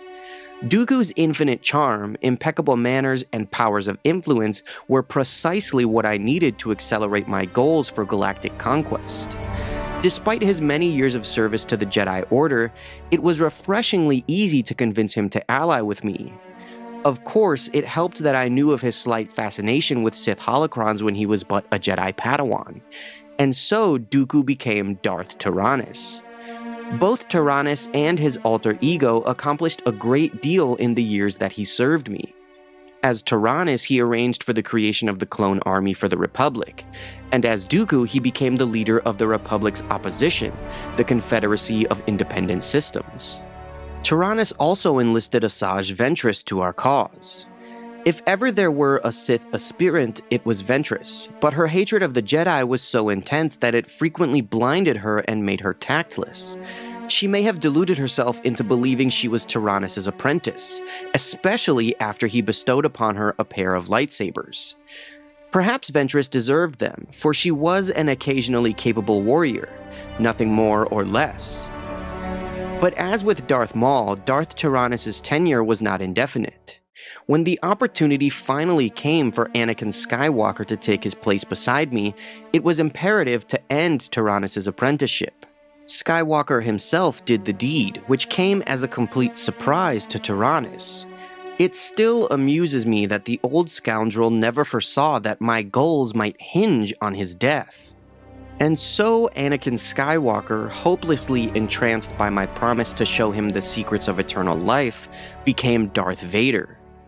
Although he fulfilled Maul's dream of bringing down the Jedi Temple and also killed the leaders of the Confederacy, I regret Vader disappointed me early on when he allowed himself to be mutilated by Kenobi. Yes, Vader remained strong in the Force, but strong enough to succeed me? Never. Granted, he was strong enough to kill me, but that only lasted for so long. It has been 6 years since the Battle of Endor. As leader of my dark side adepts, military executor Cedrus has been most loyal and is commended for reviving me here on Biss. But for all his usefulness, Cedrus is only a moderate force sensitive, a capable errand boy but hardly the stuff of a Sith apprentice. No, it is only appropriate that my next apprentice must be someone with more unique qualities. It must be Luke Skywalker or his kin. What's going on, guys? Before we even jump into any lore, I'm just gonna say right off the bat, before anyone has a chance to get mad, Palpatine survived the events of Return of the Jedi in both Legends and canon. Feelings don't change that, there's nothing that can be done about it. It happened in both continuities. Whether you think it's a good or a bad thing, it happened. Now that we've got that out of the way, I actually do have some pretty cool lore to share today, coming from the novelization of The Rise of Skywalker. In the book, during her confrontation with Palpatine on Exegol, Rey briefly looks into his mind. They share like a brief mental connection through the Force when he thinks that she's about to strike him down and inherit his spirit. And it's actually a cool moment because she sees his perspective when Darth Vader threw him down the reactor shaft. There's also some details given about how he survived and was resurrected in a cloned body, so it's kinda cool. Now, let's take a look into Palpatine's mind and find out what he was thinking as he fell to his death and was resurrected. Rey continued to approach. His power was intoxicating. Wave after wave of triumph emanated from him, and along with it came knowledge, memories. Maybe it was their shared blood that enabled her to see his thoughts, but somehow she could, and Rey saw it then, how he'd done it, what he was about to do again. Falling down a massive shaft, the betrayal sharp and stinging, a figure high above, black-clad and helmeted and shrinking fast. His very own apprentice had turned against him, the way he himself had turned against Plagueis, whose secret to immortality he had stolen. Plagueis had not acted fast enough in his own moment of death, but Sidious, sensing the flickering light in his apprentice, had been ready for years. So the falling, dying Emperor called on all the dark power of the Force to thrust his consciousness far, far away, to a secret place he had been preparing. His body was dead, an empty vessel, long before it found the bottom of the shaft, and his mind jolted to a new awareness in a new body, a painful one, a temporary one. It was too soon. The secret place had not completed its preparations. The transfer was imperfect, and the cloned body wasn't enough. Perhaps Plagueis was having the last laugh after all. Maybe his secret remained secret, because Palpatine was trapped in a broken, dying form. The heretics of the Sith Eternal toiled, splicing genes, bolstering tissue, creating unnatural abominations in the hope that one of these strand casts would succeed and become a worthy receptacle. The heretics would do anything, risk anything, sacrifice anything, to create a cradle for their god consciousness. Nothing worked, but their efforts were not entirely in vain. One genetic strand cast lived, thrived even, a not quite identical clone, Palpatine's son. But he was a useless, powerless failure. Palpatine could not even bear to look upon such disappointing ordinariness. The boy's only worth would lay in continuing the bloodline through more natural methods. And it was through that eventual union, unexpected as it was, that Rey was born, the perfect vessel, strong enough to contain all the power of the Sith, Palpatine's granddaughter. Serving as Supreme Chancellor of the Galactic Senate in public and Sith Lord Darth Sidious in the shadows, Palpatine was the true mastermind of the Sith Grand Plan. Through his machinations, he was able to manipulate the destruction of the Jedi Order, the fall of the Republic, and the rise of his galactic empire. However, one of Palpatine's most impressive achievements, arguably the most important one, was the manipulation of the Chosen One, Anakin Skywalker, who would one day become Darth Vader. Over the course of 13 years, Palpatine would groom Anakin, shaping him into a Sith apprentice. Due to Anakin's already present inner turmoil, fear, and conflict, Palpatine was able to manipulate him quite easily. How this was done, as well as the intricacies of their relationship, are explained in the canon book Skywalker: A Family at War. When the calm, caring, guiding influence of Shmi and Qui-Gon was gone, two very different individuals stepped into the breach to fill the emotional void in Anakin's life. The first was his new master, Obi-Wan Kenobi. The second was Sheev Palpatine. The Chancellor watched Anakin's journey with detached attentiveness. His exalted position gave Palpatine almost unrestricted political power and unlimited access to the Jedi Masters and their abilities. With a benevolent smile plastered across his wrinkled face, Palpatine could walk into the Jedi Temple at any time, and turn a kindly offer of helping to shape Anakin's future into a command that not even Mace Windu could refuse. Unbeknown to the Galactic Republic and everyone else, Palpatine was secretly a Sith Lord. A cloud of the dark side's making concealed this fact from even the most experienced Jedi Masters, who sensed something nefarious at work but could not trace its source. Thus Palpatine enjoyed the protection of the Jedi instead of their enmity. Well aware that Anakin had helped end the Trade Federation's blockade and invasion of Naboo, the devious Sith used this knowledge to insert himself into Anakin's life just as the young Padawan was questioning his place among the Jedi. Because no one within the Order, not even Obi-Wan, sensed his true intentions, Palpatine prepared Anakin for a dark future as his Sith apprentice with impunity. Skywalker's skill with a lightsaber and volatile personality made him the ideal candidate. While becoming one of Anakin's closest confidants, the calculating politician schemed to instill a dangerous sense of ambition in the already arrogant boy. As Anakin neared his teenage years, his roiling emotions called for the steady calm of Qui-Gon Jinn. Sheev Palpatine was a willing and welcoming substitute. When he called Anakin's son, the boy felt that he would do anything for him, just for the chance to feel part of a family. Using the seedy underworld of Coruscant as his classroom, Palpatine opened the young man's eyes to the suffering of those dwelling on the planet's lowest levels, far below the glittering cities where Palpatine ruled over the Senate and Anakin studied in the sacred Jedi Temple. Many residents of these gloomy subsurface levels had never even seen sunlight, a tragedy that a boy raised beneath the twin suns of Tatooine couldn't even imagine. Palpatine claimed these expeditions were a way of understanding some of the less fortunate inhabitants of the Republic's core world. In truth, they were ploys, tests, to not only see if Anakin was pliant, but to expose Anakin to the hypocrisies inherent in the Republic that Palpatine confidently expected would one day lead him to reject the Jedi Code. Right under the nose of Republic officials, sentient beings were being bought and sold as slaves in this hopeless district, a disturbing reminder of Anakin's own past.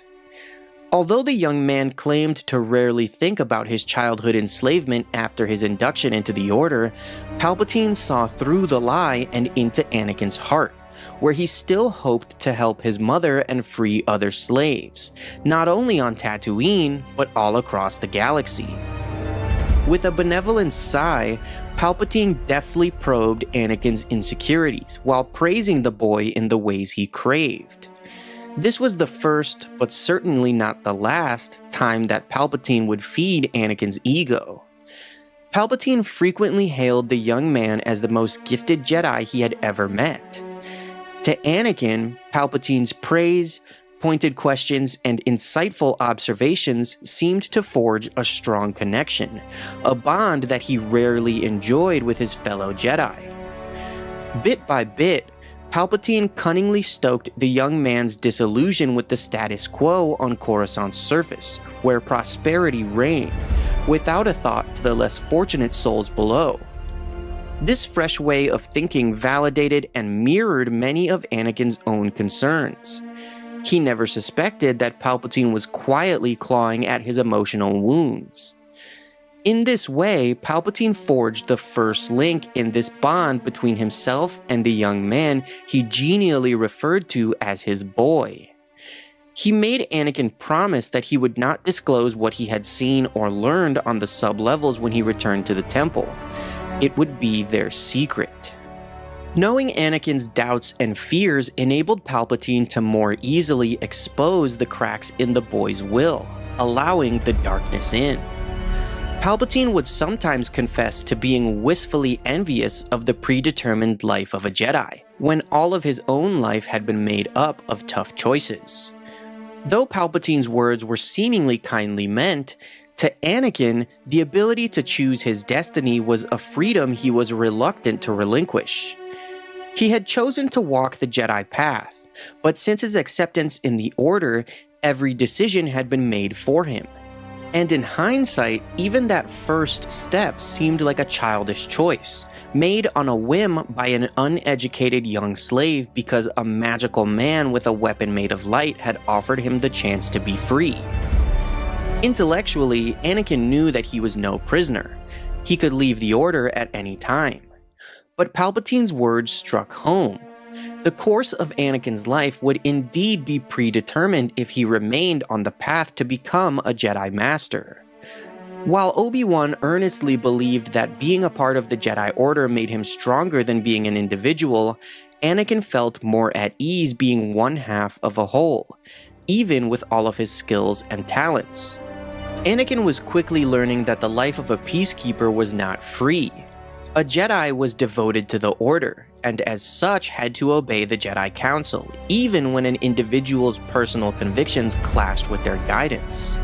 Far below the surface of Coruscant, Palpatine had surreptitiously exposed a different ideological path to the insecure Jedi. Under the sway of the Supreme Chancellor, skilled in the art of suggestion, Anakin was a more than willing recipient of the older man's insinuations. Anakin, with Obi-Wan's guidance, ultimately resolved to continue on the path toward becoming a Jedi Knight. But most importantly to him, Palpatine had offered him a place by his side once his training was complete. An alternate future, a door to be opened if Anakin desired after he had mastered all the Jedi had to offer. On the surface, Palpatine seemed to be promising the young man the sense of belonging that he searched for. In reality, Palpatine saw Anakin as a powerful tool for his master plan, a new galactic empire with himself as supreme ruler. At the twilight of the Republic, there were around 10,000 Jedi Knights active in the galaxy, though their numbers had thinned as a result of the Clone Wars. When Order 66 was initiated and the Jedi were branded traitors, most of them were killed by their own clone troopers on numerous worlds, with the deadliest blow being dealt by Darth Vader and the 501st at the Jedi Temple. With the slaughter of nearly all of the Jedi that remained within the Temple, the Order was decimated and their knowledge of the past usurped by the Empire. Some Jedi managed to survive the carnage, scattering across the galaxy to hide. As the Empire formed, Darth Vader fostered an obsession with finding and executing those Jedi survivors. As the only thing that remained for him was his duty of serving Darth Sidious and the Galactic Empire, finding remaining Jedi was one of the only tasks that motivated him. However, Sidious, known publicly as Emperor Palpatine, wasn't exactly concerned about any straggling Jedi that had managed to survive the Purge. While he did form the Inquisitorius and assign them the objective of hunting Jedi with Vader, Palpatine did not fear the remaining Jedi and wasn't particularly worried about them himself. This is explained in the Legends novel Dark Lord: The Rise of Darth Vader, when Palpatine and Vader were alerted of clone troopers that had disobeyed Order 66 on Mercana, allowing 3 Jedi to escape. It is important to note that this book was published in 2006, years before the Clone Wars series established that the clones had inhibitor chips in their heads. Originally, the clones were simply instructed to obey every command from Palpatine without question, but some of them were loyal to their Jedi leaders and disobeyed Order 66. Anyway, the story picks up a month after Revenge of the Sith, with Darth Vader speaking to a hologram of Palpatine. As Vader strained to maintain a kneeling posture, he asked his master what orders he had for him. Palpatine asked Vader if he remembered a lesson about the relationship between power and understanding. Vader confirmed that he did, repeating how while the Jedi gained power through understanding, the Sith gained understanding through power. Pleased, Palpatine told him that the lesson would become clearer to him as he continued his training. He assured Vader that he would provide him with the means to increase his power and broaden his understanding of the Force, with the dark side becoming the only companion he needed. Palpatine then informed him that he had heard that a group of clone troopers on Mercana may have deliberately refused to comply with Order 66. Vader had not heard this news. He knew that Order 66 had not been hardwired into the clones by the Kaminoans. Instead, the troopers had been programmed to demonstrate unfailing loyalty to Chancellor Palpatine. A few Jedi were known to have escaped death either by superior skill or accident, but apparently on Mercana, unique events had played out. Vader asked what caused the troopers' insubordination, and Palpatine replied that it was contagion, brought about by fighting alongside the Jedi for 3 years. He instructed Vader to go to Mercana and demonstrate the peril brought about by independent thinking. Vader asked if it was possible that some Jedi had survived as a result of the clones' refusal to obey orders, a question that Palpatine was irritated by. He told Vader that he was not worried about his pathetic former friends, and merely wanted the clone troopers to be punished, as a reminder to all of the clones to remember who they truly served. Vader asked again what should be done about the escaped Jedi, and Palpatine gave him permission to kill any that he did come across. Vader traveled to Mercana, where he slaughtered the entire group of clones that had disobeyed orders, and also killed one of the surviving Jedi. However, the Jedi was able to wound him on the arm, which greatly troubled him and caused him to doubt his powers. Later, Vader returned to Palpatine's medical facility on Coruscant to speak with his master about the mission. Palpatine noticed that Vader was holding immense rage and frustration about something, yet was attempting to hide it. Vader confessed that he had found the surviving Jedi and had killed one while the other two escaped. He launched into an angry tirade, blaming Palpatine for his failure on Mercana, insisting that the Jedi wouldn't have escaped if his armored suit didn't restrict him to the point of immobility. Displeased, Palpatine remarked how Vader had failed his mission but was quick to deflect the blame for it. He sternly reiterated to Vader that the Jedi meant nothing to them. He said that even Yoda and Obi-Wan, having both also survived, were not exceptions to that rule either. Palpatine revealed that he was certain dozens of Jedi had escaped with their lives, and that Vader would surely have the pleasure of killing many of them, but the most important thing was that the Jedi Order had been crushed. Palpatine said that the surviving Jedi, hiding on remote worlds and burying their heads in the sand, were merely humbling themselves before the Sith, so he wanted to let them. He told Vader he wanted to leave them alone so they could atone for 1,000 years of their arrogance and self-absorption. When Darth Vader was rebuilt into a cyborg, encased in a suit of life support armor and reborn, he learned from his master that Padme had died. Palpatine told Vader that he had killed Padme by his own hand. In his quest to possess his wife and maintain control over life itself, Vader had brought about the very thing he had sought to prevent, losing everything in the process. Yet what remains unclear is how Palpatine knew that Padme was dead. Assuming that he had spies all over Coruscant, perhaps Palpatine did know that Padme had left abruptly to find Anakin on Mustafar. But by the time he arrived to recover Vader from the lava bank, both Obi-Wan and Padme were gone. So what exactly did Palpatine know for certain? How much information did he truly have? There is a popular fan theory that he drained Padme's life force to keep Vader alive during the reconstruction surgery, but I personally don't buy into that because it's never been stated or supported anywhere in the lore. Instead, for my analysis, I'd like to look at some of the most obvious evidence pertaining to Palpatine's relationship with Anakin. Obviously, Palpatine knew all about Anakin's premonitions of Padme's death in childbirth. It was the final piece of the puzzle that he used to manipulate Anakin into lusting for the mythical power of the dark side, specifically through the tragedy of Darth Plagueis the Wise.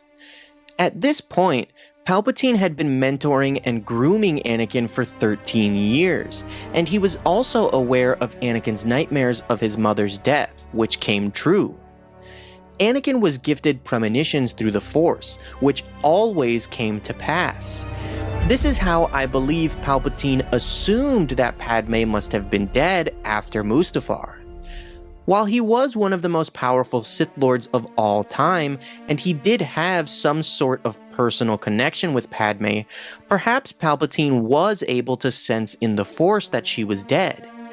However, since Palpatine never had any intention of saving Padme's life, and he was aware that all of Anakin's visions came true eventually, I think it's more plausible that he simply assumed she had died.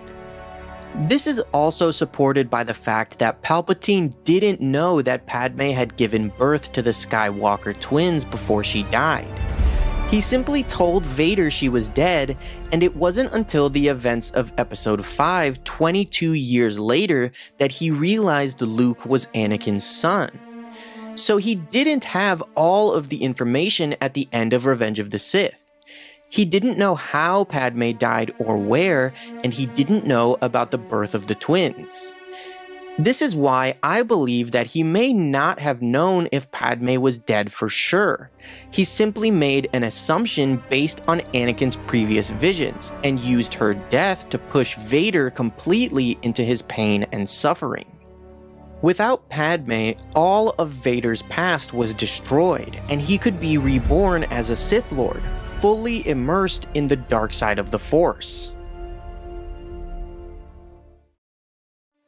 When Anakin Skywalker lost his right arm at the elbow during his duel with Count Dooku, the injury would alter not only the way he thought of himself, but the way that others viewed him. Canonically, Anakin despised his mechanical arm during the early days of the Clone Wars, and even the Jedi Council noticed how the loss of his limb changed his behavior, causing them to wonder if he had also lost his humanity on Geonosis.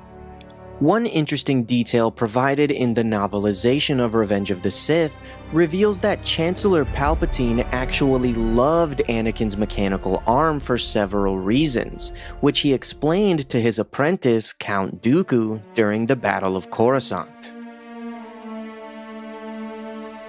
As Dooku and Palpatine observed Obi-Wan and Anakin fighting their way through the Invisible Hand, Dooku thought of the supposed plan in place, having no idea that he was truly about to be killed and replaced. Dooku believed that he would allow himself to be captured by Anakin, and spend the rest of the Clone Wars in comfortable captivity until he emerged to lead the new Sith army of the Galactic Empire.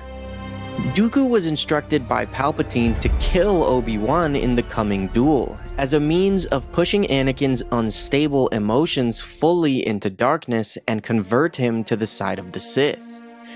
Dooku thought that Anakin was being recruited simply to serve as one of their minions in the future Empire, yet he had several reservations. Dooku was uncertain if Anakin was truly an ally that they wanted, given his raw power in the Force and how dangerous it made him. He wanted to simply kill Anakin instead. Dooku also commented in disgust that Anakin's mechanical arm was revolting, making the young Jedi not even entirely human. He believed that a true gentleman would have simply learned to wield a lightsaber one-handed, instead of relying on a mechanical prosthesis. In his arrogance and smug sense of superiority, Dooku questioned how they could justify associating with a man that was practically part droid, comparing Anakin to General Grievous. Palpatine retorted that Anakin's mechanical arm made him even better, stating that the arm was a permanent symbol of the sacrifices that Anakin had made in the name of peace and justice. It was a badge of heroism that Anakin had to publicly display for the rest of his life, and Palpatine knew that no one could ever look at Anakin and question his honor, his courage, or his integrity. Practically in awe, Palpatine told Dooku that Anakin was perfect just the way he was, and the only question about Anakin's Sith potential was whether or not he could break free of the limitations imposed by Jedi indoctrination. So I think that this explanation by Palpatine is very interesting because it gives hints as to what Palpatine's plans were for Anakin, or Darth Vader, before Vader was defeated on Mustafar and encased in his suit of armor. It seems that Palpatine wanted Vader to be a strong symbol of the Empire, displaying honor and bravery with his mechanical arm for propaganda purposes. It also adds depth to how disappointed Palpatine was when Vader was defeated on Mustafar and needed to rely on his armor for the rest of his life. I just think that it's really cool, and it also shows how much Palpatine wanted Anakin as his apprentice.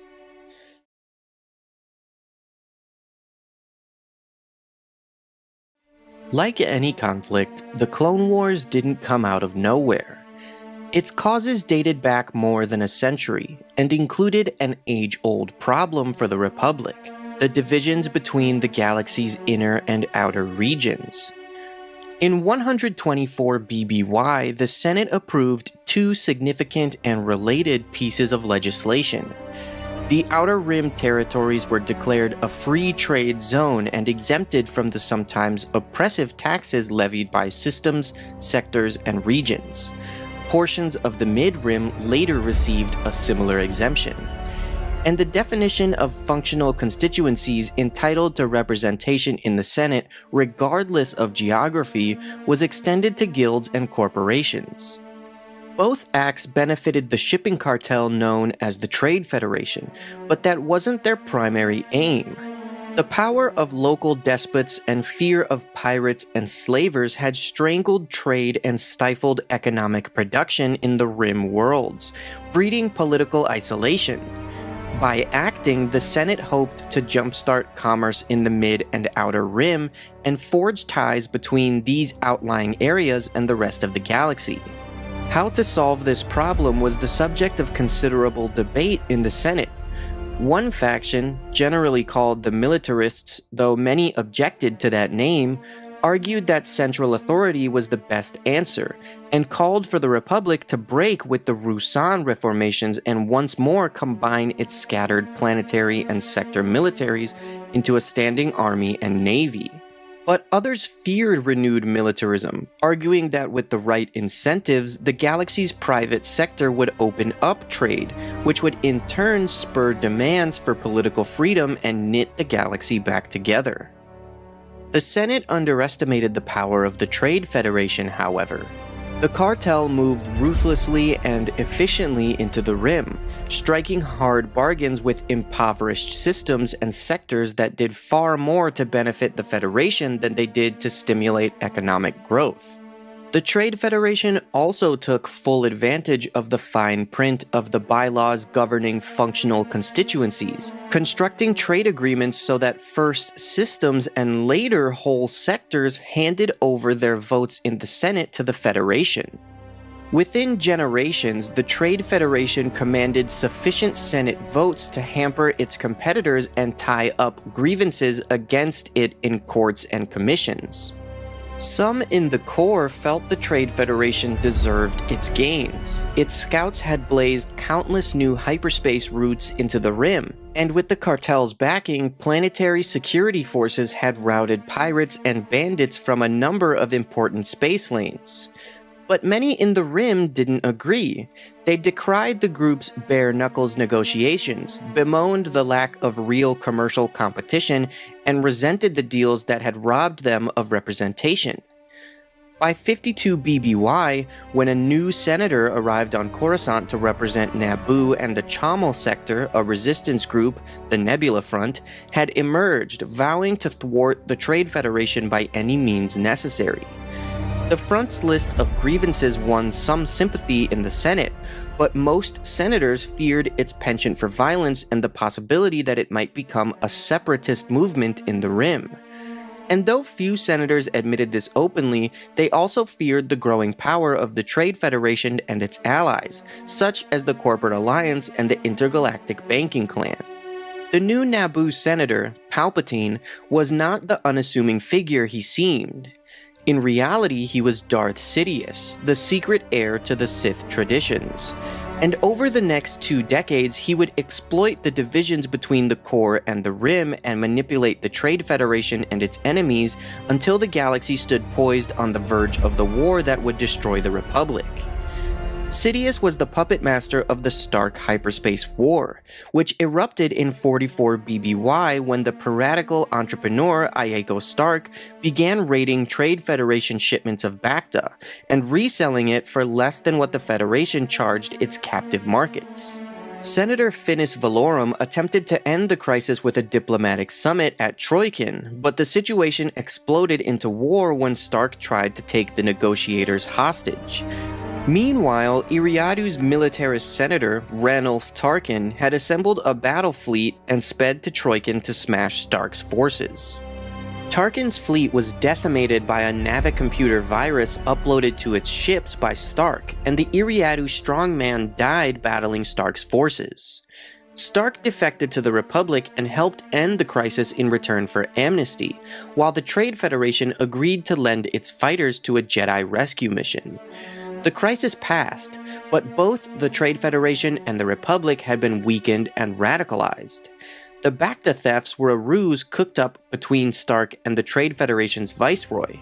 After the crisis, the Trade Federation intensified demands that it be allowed to beef up its security forces to protect its freighters in the Rim. The powerful Tarkin family backed Valorum for Chancellor and saw the new Chancellor declare Ranulf Tarkin the hero of Troikin, a gesture that won new backing for militarism. The militarists pushed through authorization for a new fleet of dreadnoughts, and even senators who wouldn't support such efforts called for greater control of outlying sectors and commerce. The Sith Lord Sidious continued manipulating events during Valorum's 2 terms as Chancellor. As Palpatine, he worked his way into the Chancellor's inner circle. As Sidious, he declared himself to several high-ranking Nemoidians in the Trade Federation ranks and helped the cartel strike deals with a number of key Rim worlds, giving it even more power in the Senate. And he constantly tested the Republic and the Jedi. Shortly after the Stark incident, he pushed an Outer Rim warlord, Kol Horos Mustag Olis, into building an army of battle droids, an army that had to be defeated by the Jedi in the absence of military forces that could face them. In 33 BBY, he stirred up the Yinkori Uprising, which defeated a species Sidious feared, killed Jedi, renewed calls for a standing military, and made Valorum look ineffective. Soon after that, Sidious launched his master plan amid growing violence between the Trade Federation and the Nebula Front. Palpatine convinced Valorum to propose a tax on the Outer Rim trade routes, which would undo the tax advantages enjoyed by the Trade Federation, as well as the Corporate Alliance and the Intergalactic Banking Clan. In return, he said with apparent reluctance, the Trade Federation would have to be allowed to take whatever steps it deemed necessary to protect its vessels. Valorum, not seeing an alternative, took Palpatine's advice, but his speeches to the Senate were harshly critical of the Trade Federation's policies. His tone boosted anti-Federation feeling and the militarist camp. The repeal of the free trade zones would unite the Trade Federation, the Alliance, and the IGBC, three key members of the future Confederacy of Independent Systems. Sidious' goal was the creation of a Trade Federation droid army subject to his wishes, but he had a problem. The cartel's leaders were reluctant to give up their tax status and spend countless credits on defense. Sidious manipulated Valorum into holding a summit about the issues on Iriadu. There, he made it look like Valorum had diverted billions of credit to a family-owned business and arranged the assassination of 4 members of the Trade Federation who'd resisted the bargain he'd arranged. Sidious was pleased.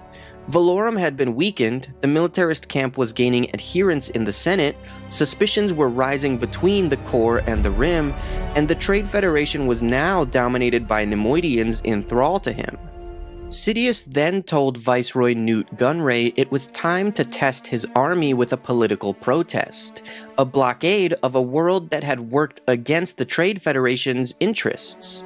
Gunray thought of Iriadu, but Sidious had another spot in mind: Palpatine's homeworld of Naboo.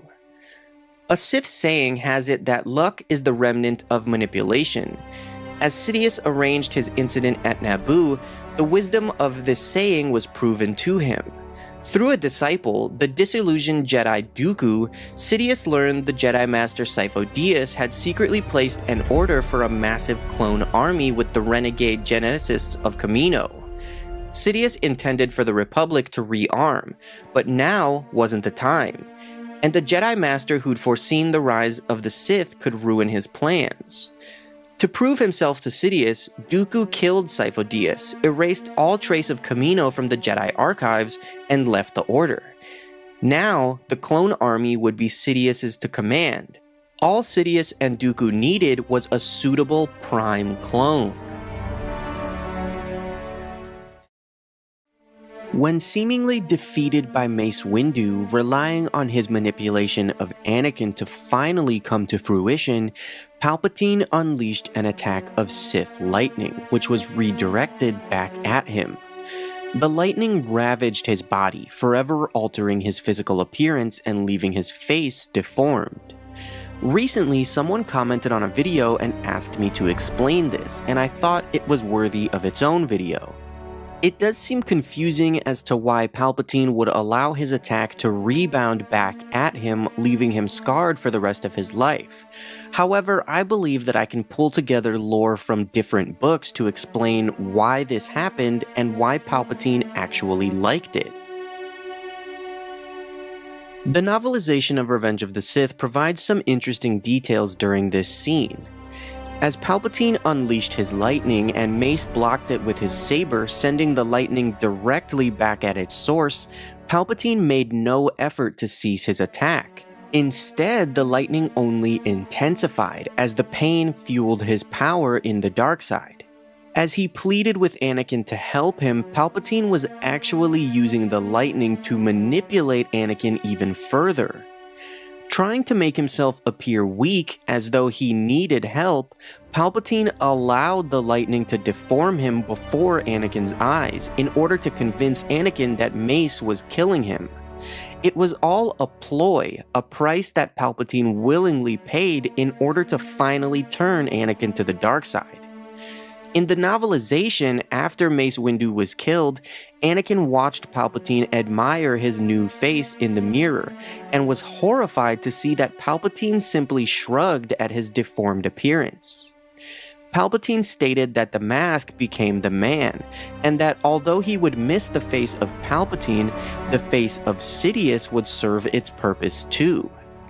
This was no doubt in reference to him appealing to the Senate later in the movie, where he claimed that the Jedi's attempt to assassinate him had left him deformed. In the canon book Stories of Jedi and Sith, it's also stated that Palpatine believed that his deformed face was a gift from the dark side. So that explains why Palpatine allowed it to happen, but not necessarily why the lightning deformed him in such a way. In order to explain that, I'm actually going to reference the Legends book Revan, which has some great lore surrounding the dark side and its powers. The dark side itself is pure corruption of both the mind and the body. While it can offer power quickly and easily, it is merely a trap as you are consumed by it. In the Revan book, this is explained through the character of Darth Nihilus, who appeared to be much older than she actually was.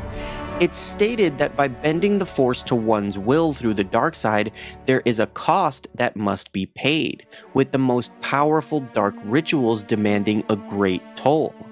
A lifetime spent delving into the ancient secrets of the Sith had drained Nihilus of her youth, withering her physical appearance due to the immense power of the dark side. This is basically what happened to Palpatine and why he became deformed.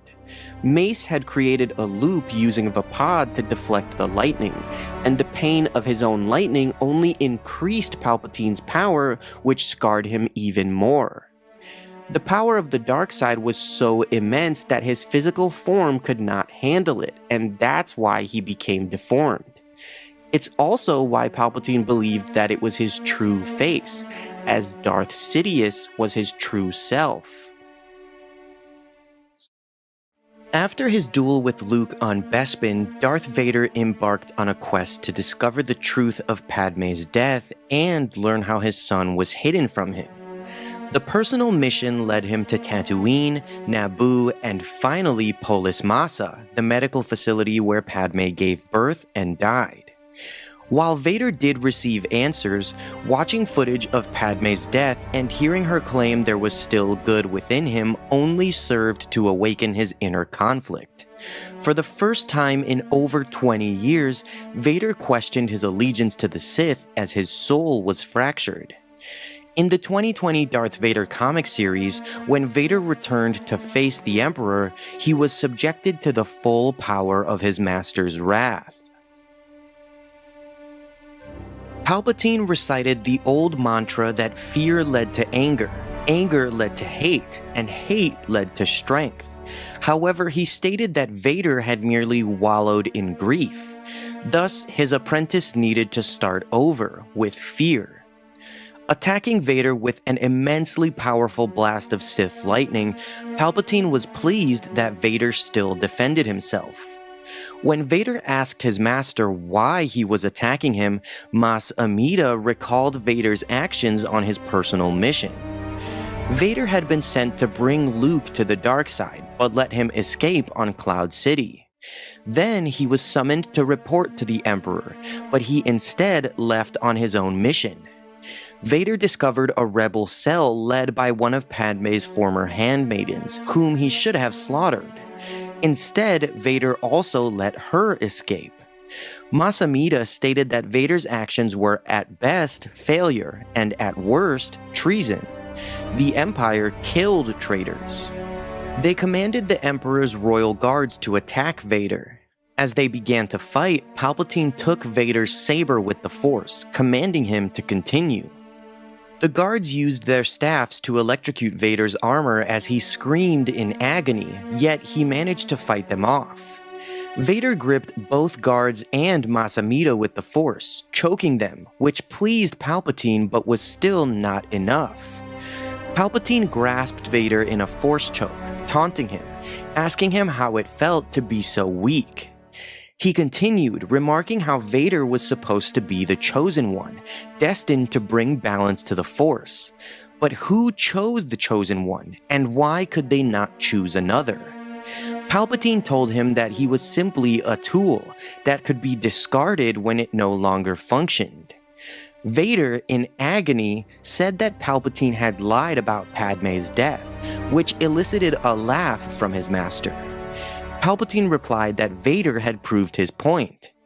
He said it was Vader's fear of losing Padme that brought him to his side, and he had turned Vader's weakness into unimaginable strength. But now that weakness had returned to threaten everything that Vader had gained. Palpatine said he would teach Vader fear again to restore his power.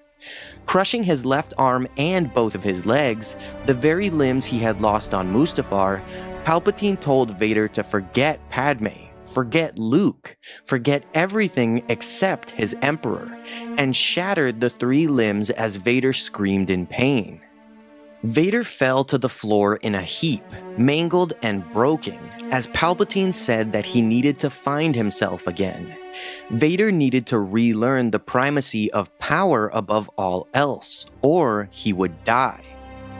Traveling to Mustafar, Palpatine had Vader deposited onto the very same lava bank he had rescued him from years before, the exact same spot that Obi-Wan had left him to die. As Vader's legs caught fire from the heat of the lava river, exactly as they had years before, Palpatine said that the last time Vader was broken, he found him and rebuilt him. But this time he needed to rebuild himself, using nothing but his own strength. As Vader screamed, Palpatine tossed his apprentice's saber onto the black sand, warning him that he was not allowed to use the Force at all during this entire lesson. As Palpatine left aboard his shuttle, Vader's vision flashed to his view of Obi-Wan walking away from him so many years before.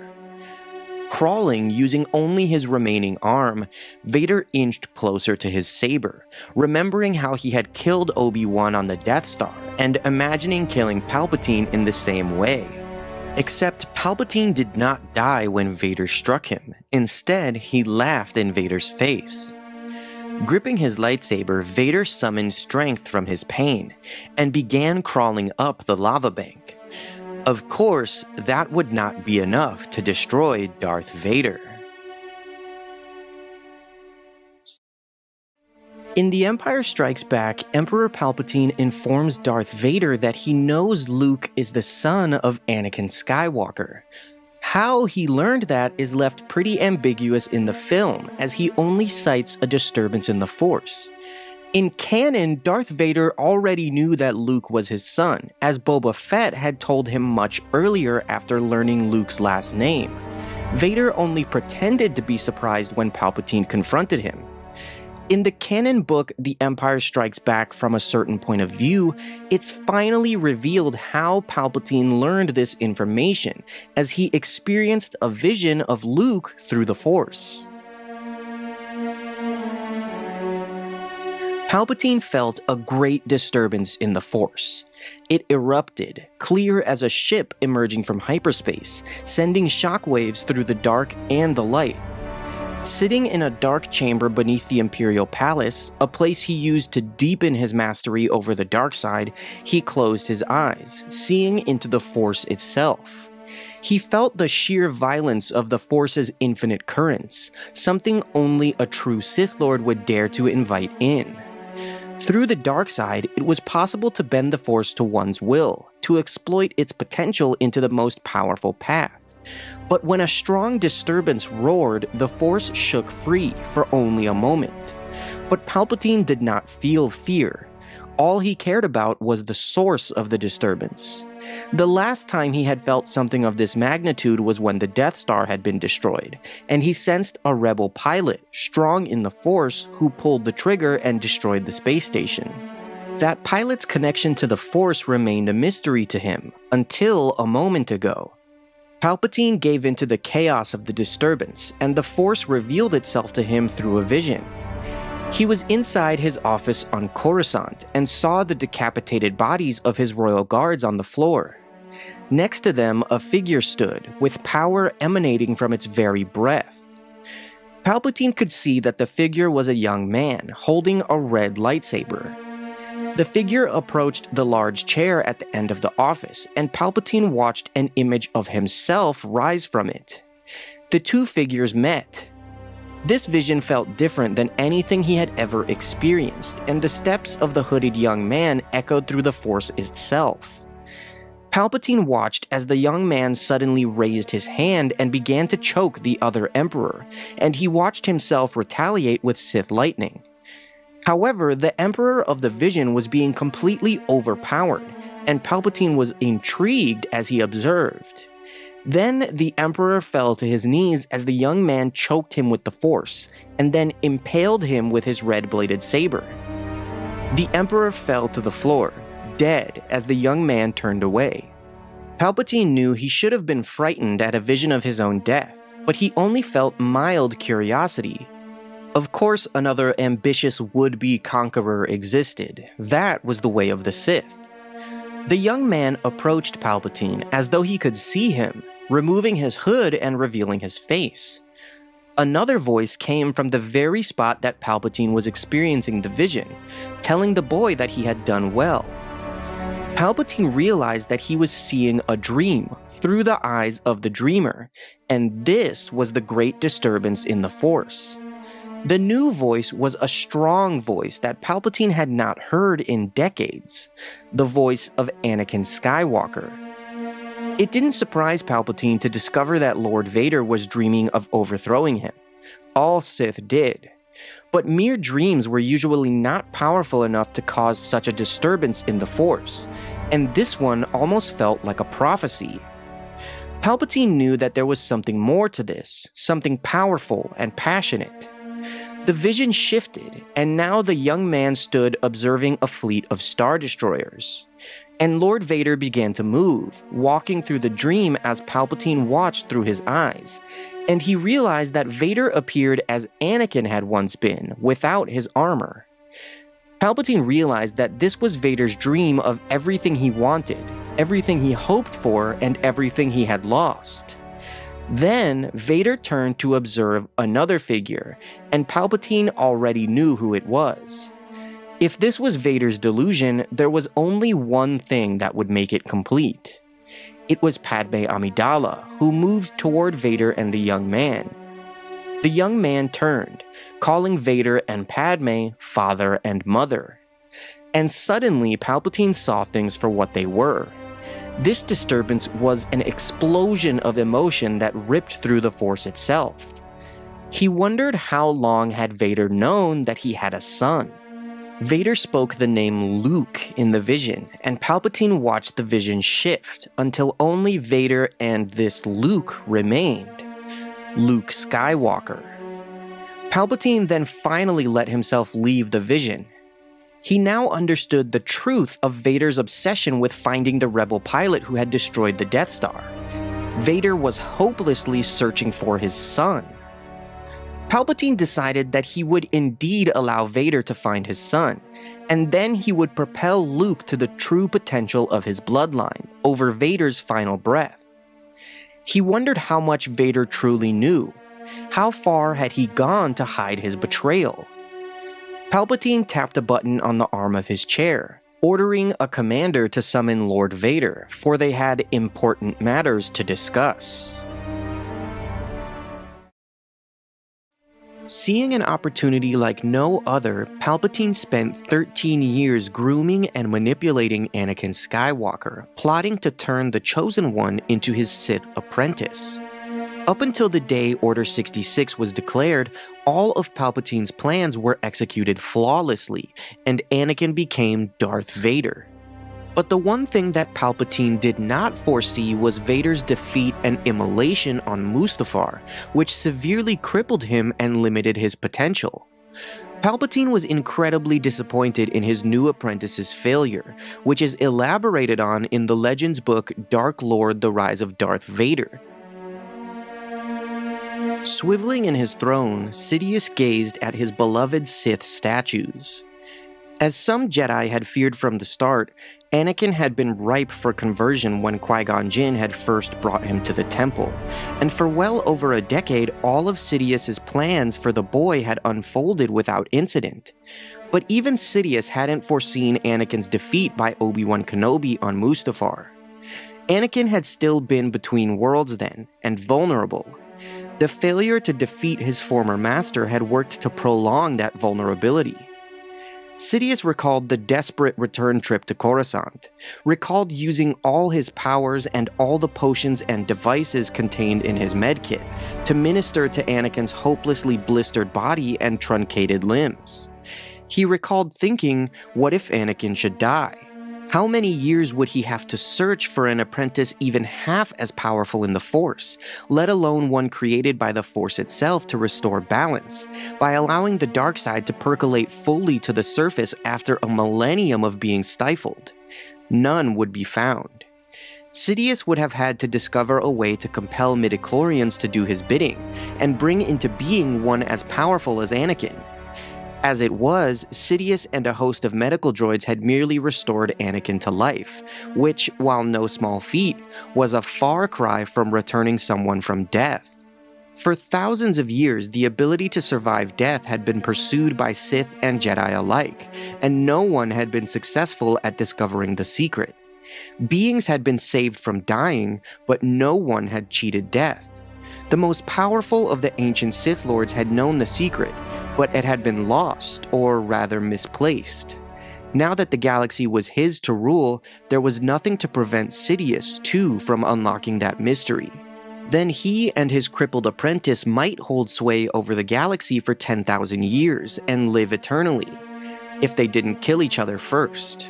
In large part because Padme Amidala had died. Not for the first time, Sidious wondered what might have happened had Anakin not killed Padme on Mustafar. For all she loved him, she never would have understood or forgiven Anakin's actions at the Jedi Temple. In fact, that was one of the reasons Sidious had sent him there. Anakin's presence was essential in order to cement his allegiance to the Sith, and, more importantly, to seal Padme's fate. Even if she had survived Mustafar, their love would have died. Padme might even have lost the will to live, and their child would have become Sidious's and Vader's to raise. Might that child have been the first member of a new Sith order of thousands or millions? Hardly. The idea of a Sith order was a corruption of the intent of the ancient Dark Lords. Fortunately, Darth Bane had understood that, and had insisted that only in rare instances should there exist more than two lords, master and apprentice, at any given time. But two were necessary for the perpetuation of the Sith order, and so it fell to Sidious to complete Vader's convalescence. As Emperor Palpatine, he had no need to reveal his Sith training and mastery to anyone, and for the moment, Vader was his Crimson Blade. Let the galaxy think what it would of Vader. Fallen Jedi, surfaced Sith, political enforcer. It scarcely mattered, since fear would ultimately bring and keep everyone in line. Yes, Vader was not precisely what he had bargained for. Vader's legs and arms were artificial, but he would never be able to summon lightning or leap about like the Jedi had been fond of doing. His dark side training was just beginning. But Sith power resided not in the flesh, but in the will. Self-restraint was praised by the Jedi only because they didn't know the power of the dark side. Vader's real weaknesses were psychological rather than physical, and for Vader to overcome them, he would need to be driven deeper into himself, to confront all his choices and his disappointments. Powered by treachery, the Sith Master-Apprentice relationship was always a dangerous game. Trust was encouraged even while being sabotaged. Loyalty was demanded even while betrayal was prized. Suspicion was nourished even while honesty was praised. In some sense, it was survival of the fittest. Fundamental to Vader's growth was the desire to overthrow his master. Had Vader killed Obi-Wan on Mustafar, he might have attempted to kill Sidious as well. In fact, Sidious would have been surprised if Anakin hadn't made an attempt. Now, however, incapable of so much as breathing on his own, Vader could not rise to the challenge, and Sidious understood that he would need to do everything in his power to shake Vader out of his despair, and reawaken the incredible power within him, even at Sidious's own peril. Perhaps the greatest Sith Lord of all time, Darth Sidious, also known as Palpatine, was the Dark Lord who oversaw the culmination of the Sith Grand Plan. Completing plans that had been in motion for 1,000 years since Darth Bane reinvented the Sith Order under the rule of two, Palpatine considered himself to be the prophesied Sithari. In Legends, Palpatine succeeded in cheating death, transferring his consciousness into a clone body on the planet Biss after the Battle of Endor. In the encyclopedia Jedi vs. Sith, The Essential Guide to the Force, there is a passage written by Palpatine himself, where he reflects on his past apprentices Darth Maul, Count Dooku, and Darth Vader. The relationship between a Sith master and apprentice is far more powerful than any other teacher and student, a duality greater than the fundamental entities of mind and matter. It is vital that neither believes there is greater strength in a single Sith Lord, or in an order that exceeds two. Because you are not yet a master yourself, you might assume that it is the master's duty to bestow all of his knowledge of the dark side to his apprentice. You could not be more mistaken. It is the apprentice's duty to learn all that he can from the master, and the master's right to refrain from revealing all of his secrets. My own master, Darth Plagueis, made the grave error of teaching me too much, at which point he became unnecessary. Choosing an apprentice can be a strenuous endeavor. The most important thing to remember is that the apprentice's purpose is to serve the master. Only when you consider how few beings are worthy of becoming a Sith Lord can you begin to understand the enormity of your responsibility. You want someone capable of carrying out your orders, but not someone who has every intention of killing you before you can accomplish your goals. And you can expect that your apprentice will come to want your life, for it is only natural for the apprentice to aspire for more. An apprentice should be ambitious, but if your own ambition is to live, you must be mindful. Choose someone as a successor and you will inevitably be succeeded. Choose someone hungrier and you will be devoured. Choose someone quicker and you won't dodge the blade at your back. Choose someone with more patience and you won't block the blade at your throat. Choose someone more devious and you'll hold the blade that kills you. Choose someone more clever and you'll never know your end. Despite these cautions, an apprentice is essential. A master without an apprentice is a master of nothing. I took inspiration from the Jedi tradition of indoctrinating Force-sensitive infants when I selected one apprentice, whom I named Darth Maul. I took him from his homeworld, Iridonia, and raised him as I would construct the perfect weapon. I trained him in numerous exotic and forbidden martial arts, disciplined him constantly, and personally applied the Sith tattoos that were evidence of his complete dedication to the dark side. Maul had but one reason for being: to exact vengeance against the Jedi Order for the decimation of the Sith ranks. Oh, how he dreamed of burning the Jedi Temple to the ground. I know, for I gave him that dream repeatedly. Maul completed his basic training several years before the Battle of Naboo, and served me well as an assassin and extension of my will. As loyal as he was, I made no effort to caution him when I first saw his death in a duel with the Jedi on Naboo, for by that time the Jedi had already become aware of their chosen one, the remarkably powerful Anakin Skywalker. I had foreseen that young Skywalker would eventually become my apprentice, but that I would have to wait for him. Ultimately, Maul was nothing more than a tool, and despite his sense of purpose, he never realized that it was not his destiny to raise the Jedi Temple. But by slaying Qui-Gon Jinn before he was in turn defeated by Obi-Wan Kenobi, that tool accomplished a different goal. He rattled the Jedi Order's long complacent attitude regarding the existence of the Sith, making many of them nervous and paranoid, and also created a path for Skywalker to be trained in the ways of the Force by Kenobi, a Jedi with relatively limited experience. To those who do not know me, my actions, or apparent inactions, during the Battle of Naboo may have seemed less like a calculated risk than a gross exercise in wishful thinking. I'm sure you will agree that such suggestions are insulting. No, I knew exactly what I was doing when I allowed events to happen as they did. Why train an apprentice to hate the Jedi when the Jedi can train him for you? I did not wait long to appoint my next apprentice. I had had my eye on the Jedi Master Count Dooku for quite some time, and had even met with him on several occasions when I was a senator to discuss his ideologies. Dooku's infinite charm, impeccable manners, and powers of influence were precisely what I needed to accelerate my goals for galactic conquest.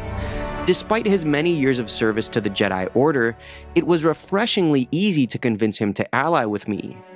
Of course, it helped that I knew of his slight fascination with Sith holocrons when he was but a Jedi Padawan, and so Dooku became Darth Tyrannus.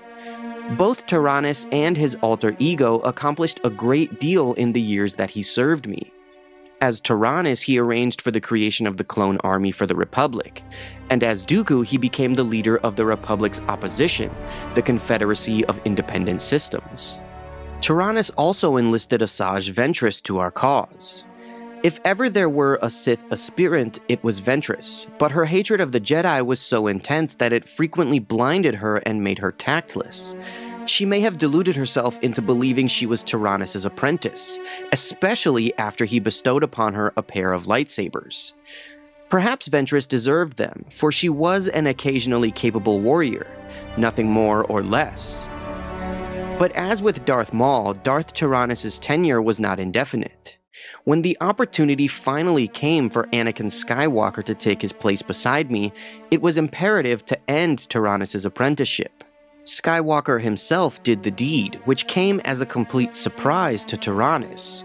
It still amuses me that the old scoundrel never foresaw that my goals might hinge on his death. And so Anakin Skywalker, hopelessly entranced by my promise to show him the secrets of eternal life, became Darth Vader. Although he fulfilled Maul's dream of bringing down the Jedi Temple and also killed the leaders of the Confederacy, I regret Vader disappointed me early on when he allowed himself to be mutilated by Kenobi. Yes, Vader remained strong in the Force, but strong enough to succeed me? Never. Granted, he was strong enough to kill me, but that only lasted for so long. It has been 6 years since the Battle of Endor. As leader of my dark side adepts, military executor Cedrus has been most loyal and is commended for reviving me here on Biss.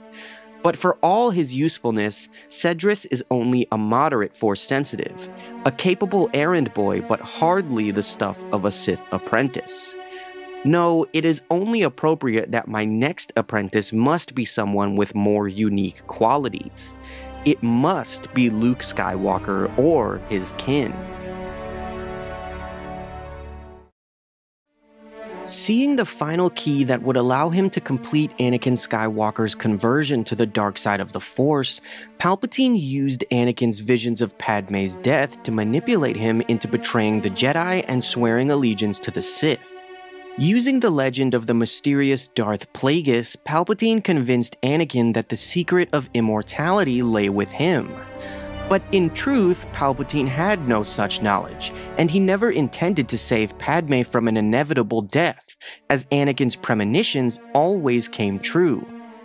Padme's death at Anakin's own hand shook the young Sith Lord to his core, drowning him in grief, which complicated his Sith apprenticeship. In the Legends book Dark Lord: The Rise of Darth Vader, Palpatine's thoughts on Padme's death are revealed as he contemplated Vader's transformation into a Sith Lord. Palpatine had pondered the secret of immortality and how it had been lost to time along with the deaths of past Sith. As the Emperor of the Galaxy, there was nothing to stop him from rediscovering the path to immortality, which would allow he and Vader to rule eternally, if they didn't kill each other first. He knew there was conflict between them mostly because Padme had died. Palpatine had deliberately brought her and Anakin together 3 years earlier, both to rid the Senate of her vote against the Military Creation Act and to bring temptation into Anakin's path. When he had learned that Anakin had secretly married Padme from his spies on Naboo, Palpatine knew for certain that Anakin's attachment to Padme would supply the means for completing his conversion to the dark side. Anakin's fears for her, in actuality and in visions, had been heightened by keeping the two of them far from each other. Palpatine intentionally sent Anakin on missions to the Outer Rim during the Clone Wars so that his concern for Padme would worsen. His promise to save Padme from death was merely an exaggeration that was necessary to turn Anakin away from the thinking of the Jedi, forcing him to consider using the dark side as a source of power. Palpatine wondered what might have happened if Anakin had not killed Padme on Mustafar. For all she loved him, she never would have understood or forgiven Anakin's actions at the Jedi Temple. In fact, that was one of the reasons Palpatine had sent him there to destroy the Jedi. The clone troopers alone could have dealt with the instructors and the younglings, but Anakin's presence was essential in order to cement his allegiance to the Sith, and, more importantly, to seal Padme's fate. Even if she had survived Mustafar, their love would have certainly died. Now, after her death, it was Palpatine's task to complete Vader's convalescence. He knew that he needed to do everything in his power to shake Vader out of his despair, teach him to forget Padme, and reawaken the incredible power within him. The duel between Grandmaster Yoda and Darth Sidious was not only a clash of nature between the personifications of the light and dark sides of the Force, it was one of the most pivotal conflicts during the destruction of the Jedi Order and the fall of the Republic. Yoda was the leader of the Jedi Order for hundreds of years, an absolute servant to the light side, yet he had seemingly led the Jedi to their doom. Sidious, also known as the newly appointed Emperor Palpatine, was the reigning Sith Master in Darth Bane's line of Dark Lords. He had orchestrated not only his political ascension to Supreme Chancellor, but the conflict of the Clone Wars and the means to finally destroy the Jedi Order. Their duel within the Senate Chamber was a meeting of incredible powers not only in lightsaber combat, but in the Force. In the novelization of Revenge of the Sith, Yoda's thoughts and feelings are explained as he battled Palpatine, revealing some shocking details that really flesh out his character. Before confronting Palpatine in his office, Yoda waited in a nearby vent shaft and meditated. He knew that sometimes the large convocation chamber of the Galactic Senate was referred to as the Senate Arena, and he thought that nickname would be particularly accurate in a few moments. He stretched his muscles, rising from his meditation, and he knew that this was now his time. 900 years of study and training, of teaching and meditation, all now focused and refined and resolved into this single moment. The sole purpose of his vast span of existence had been to prepare him to enter the heart of darkness and bring his light against it. With reverence, with gratitude for the Force, without fear and without anger, Yoda went forth to war. As he entered Palpatine's office, Yoda could feel the truth of himself within the Force as he prepared to confront the Dark Lord. He was not simply a small physical being clad in robes. He was a pure fountain of light inside the Force itself. Yoda told Palpatine that he pitied his new apprentice, Darth Vader, since the young Sith Lord was about to lose his master. Palpatine joyfully greeted Yoda, wishing him a happy Empire Day, to which the old Jedi Master replied that neither he nor the murderer he called Vader would find today happy at all. Palpatine then realized that the disturbance of danger he had sensed in the Force must be a Jedi that Yoda had sent to kill Vader on Mustafar, and he guessed that it must have been Obi-Wan Kenobi. Yoda did not confirm that, and told Palpatine that it was already enough for him to know his own destroyer. As they came to meet each other, Palpatine assured him that even a fraction of the dark side was more power than the arrogance of the Jedi could even conceive, and by living in the light, the Jedi had never seen the depth of the darkness until now. As light and shadow met, the battle was on. Their duel quickly rose into the Senate arena, transcending a simple personal conflict. Their fight was much different than Obi-Wan and Anakin's on Mustafar. This duel was not about Palpatine fighting Yoda. It was about the Lord of the Sith fighting the Master of all Jedi, 1,000 years of hidden Sith plans unfolding against the glory of the Jedi Order. As their lightsaber blades met, it was much more than one of them against the other. It became even more than the Sith against the Jedi. Their duel was the expression of the fundamental conflict of the universe itself, light against dark. Soon there came a turning point in the battle between light and dark. As the duel shifted even more upwards and Palpatine sent delegation pods catapulting towards Yoda, the old Jedi Master sensed a revelation. He was the supreme avatar of the light, and he resolved into the lineage of the Jedi, and that lineage refined into the single Jedi that was him, and Yoda found himself completely alone against the darkness.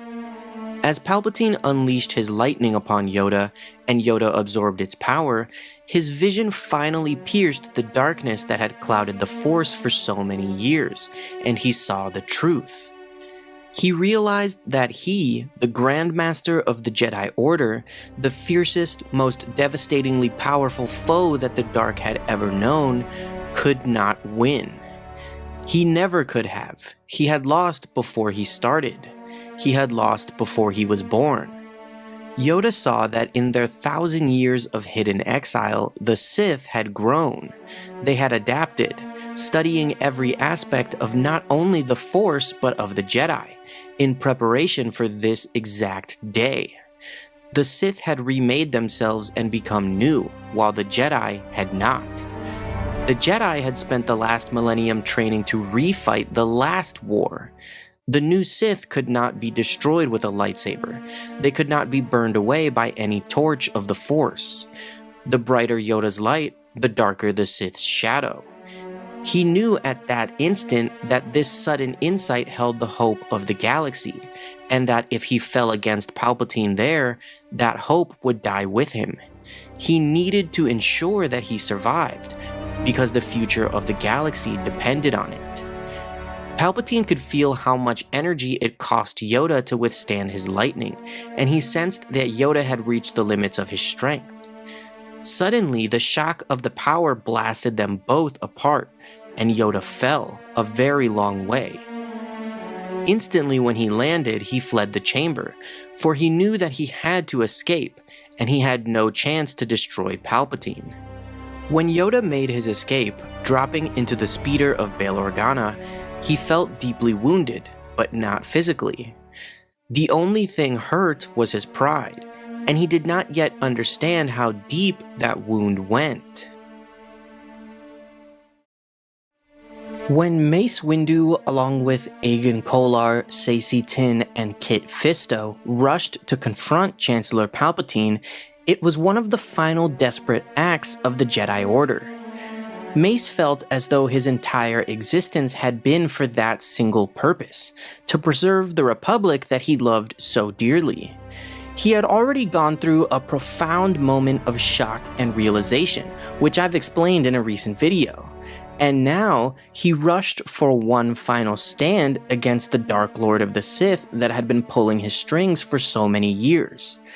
The novelization of Revenge of the Sith provides an in-depth look at Mace's thoughts as he fought Darth Sidious, truly showing his powers in the Force and lightsaber combat. Mace had recruited the 3 other masters to accompany him, as they were some of the finest swordsmen ever produced by the Order. He had deliberately commanded Anakin, the Chosen One, to stay behind, because he knew that Anakin was conflicted by his own fear and would be dangerous, even as an ally. Sidious easily killed the other 3 masters when the duel initiated, leaving Mace to stand alone. Sinking into Vapad, Mace Windu fought for his life. More than his life, each whirl of blade and whip-crack of lightning was a strike in defense of democracy, of justice and peace, of the rights of ordinary beings to live their own lives in their own ways. He was fighting for the Republic that he loved. Vapad, the 7th form of lightsaber combat, took its name from a notoriously dangerous predator native to the moons of Serapin. A Vapad attacked its prey with whipping strikes from its blinding fast tentacles. With a Vapad, one never knew how many tentacles it had until it was dead. They moved too fast to count, almost too fast to see, and so did Mace Windu's blade. Vapad was as aggressive and powerful as its namesake, but its power came at one great risk. Immersion in Vapad opened the gates that retained one's inner darkness. To use Vapad, a Jedi needed to allow themselves to enjoy the fight, to give themselves over to the thrill of battle, the rush of winning. Vapad was a path that led through the penumbra of the dark side. Mace Windu had created Vapad, and he was its only living master. The duel against Sidious was Vapad's ultimate test. As they fought, Sidious moved like a dark shadow, while Windu could be perceived as merely a blur of purple light. Their blades flared and flashed, crashing together with bursts of fire, weaving nets of killing energy in exchanges so fast that they could barely be seen. The Force itself roiled and burst and crashed around them, boiling with power and light speed ricochets of lethal intent. The Force around them was darkening. The Force fed upon Sidious' murderous exaltation, and there was no longer any Jedi restraint present. Mace had cut himself loose. He was submerged in Vapad, swallowed by it. He no longer truly existed as an independent being. Vapad was a channel for darkness, and that darkness flowed both ways. He accepted the furious speed of Darth Sidious, drew the Sith Lord's rage and power into his innermost center, and then let it fountain out again. He reflected Sidious' own fury back onto him in the way a lightsaber would deflect a blaster bolt.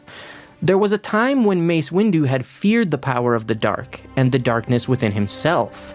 But the Clone Wars had given him understanding, and he learned that the power of darkness was not to be feared. He learned that it was fear that gave the darkness its power. He was not afraid anymore. The darkness had no power over him, and he had no power over it. Vapad made him an open channel, half of a superconducting loop that was being completed by Sidious. They became a standing wave of battle that expanded to every inch of the Chancellor's office. The entire room might be disintegrated in a flash of red or purple as their blades danced around in a furious engagement. But there was still only the cycle of power, the endless loop. No wound taken on either side, not even the possibility of fatigue. It was an impasse, which might have gone on forever if Vapad were Mace's only gift. The fighting had become effortless for him, as he let his body handle it without the intervention of his mind. While his blades spun and crackled, while his feet slid and his weight shifted, his mind slid along the circuit of dark power, tracing it back to Sidious, searching for a shatter point. Mace could sense the traces of fault lines in the Force that formed shatter points, allowing him to see how places and beings fit together in the Force itself. He found a knot of fault lines in Sidious' future.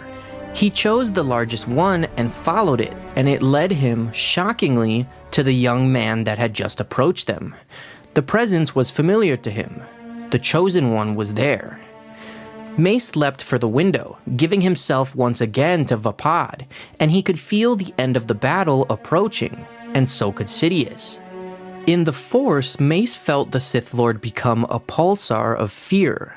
Mace turned Sidious' fear into a weapon, angling their battle to bring them both out onto the window ledge. Sidious' fear made him hesitate, and he was forced to turn some of his Force-powered speed into a grip on the slippery ledge. In that moment, Mace was able to swiftly disarm the Sith Lord, sending his saber tumbling a kilometer below.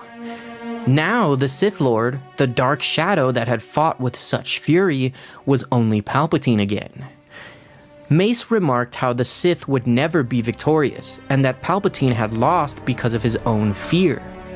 Palpatine, his eyes smoking with hate, called Mace a fool, and asked if he really thought that the fear he had sensed was his, before sending lightning blasting from his fingertips.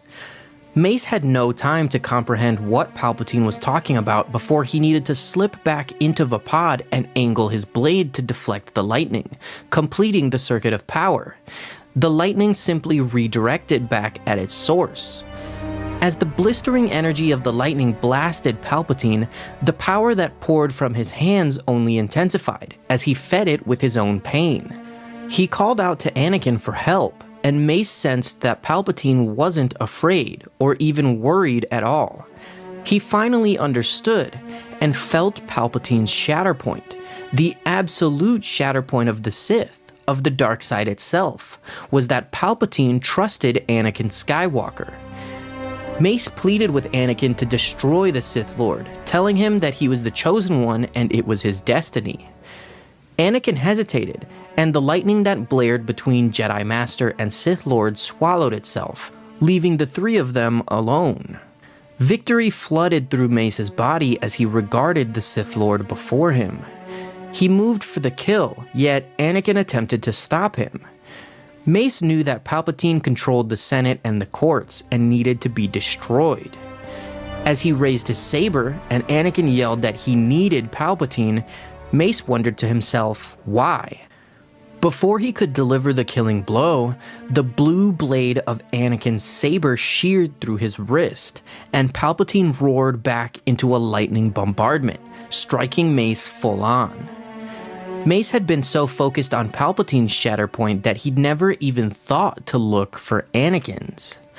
The lightning blasted away his entire universe, and he fell forever.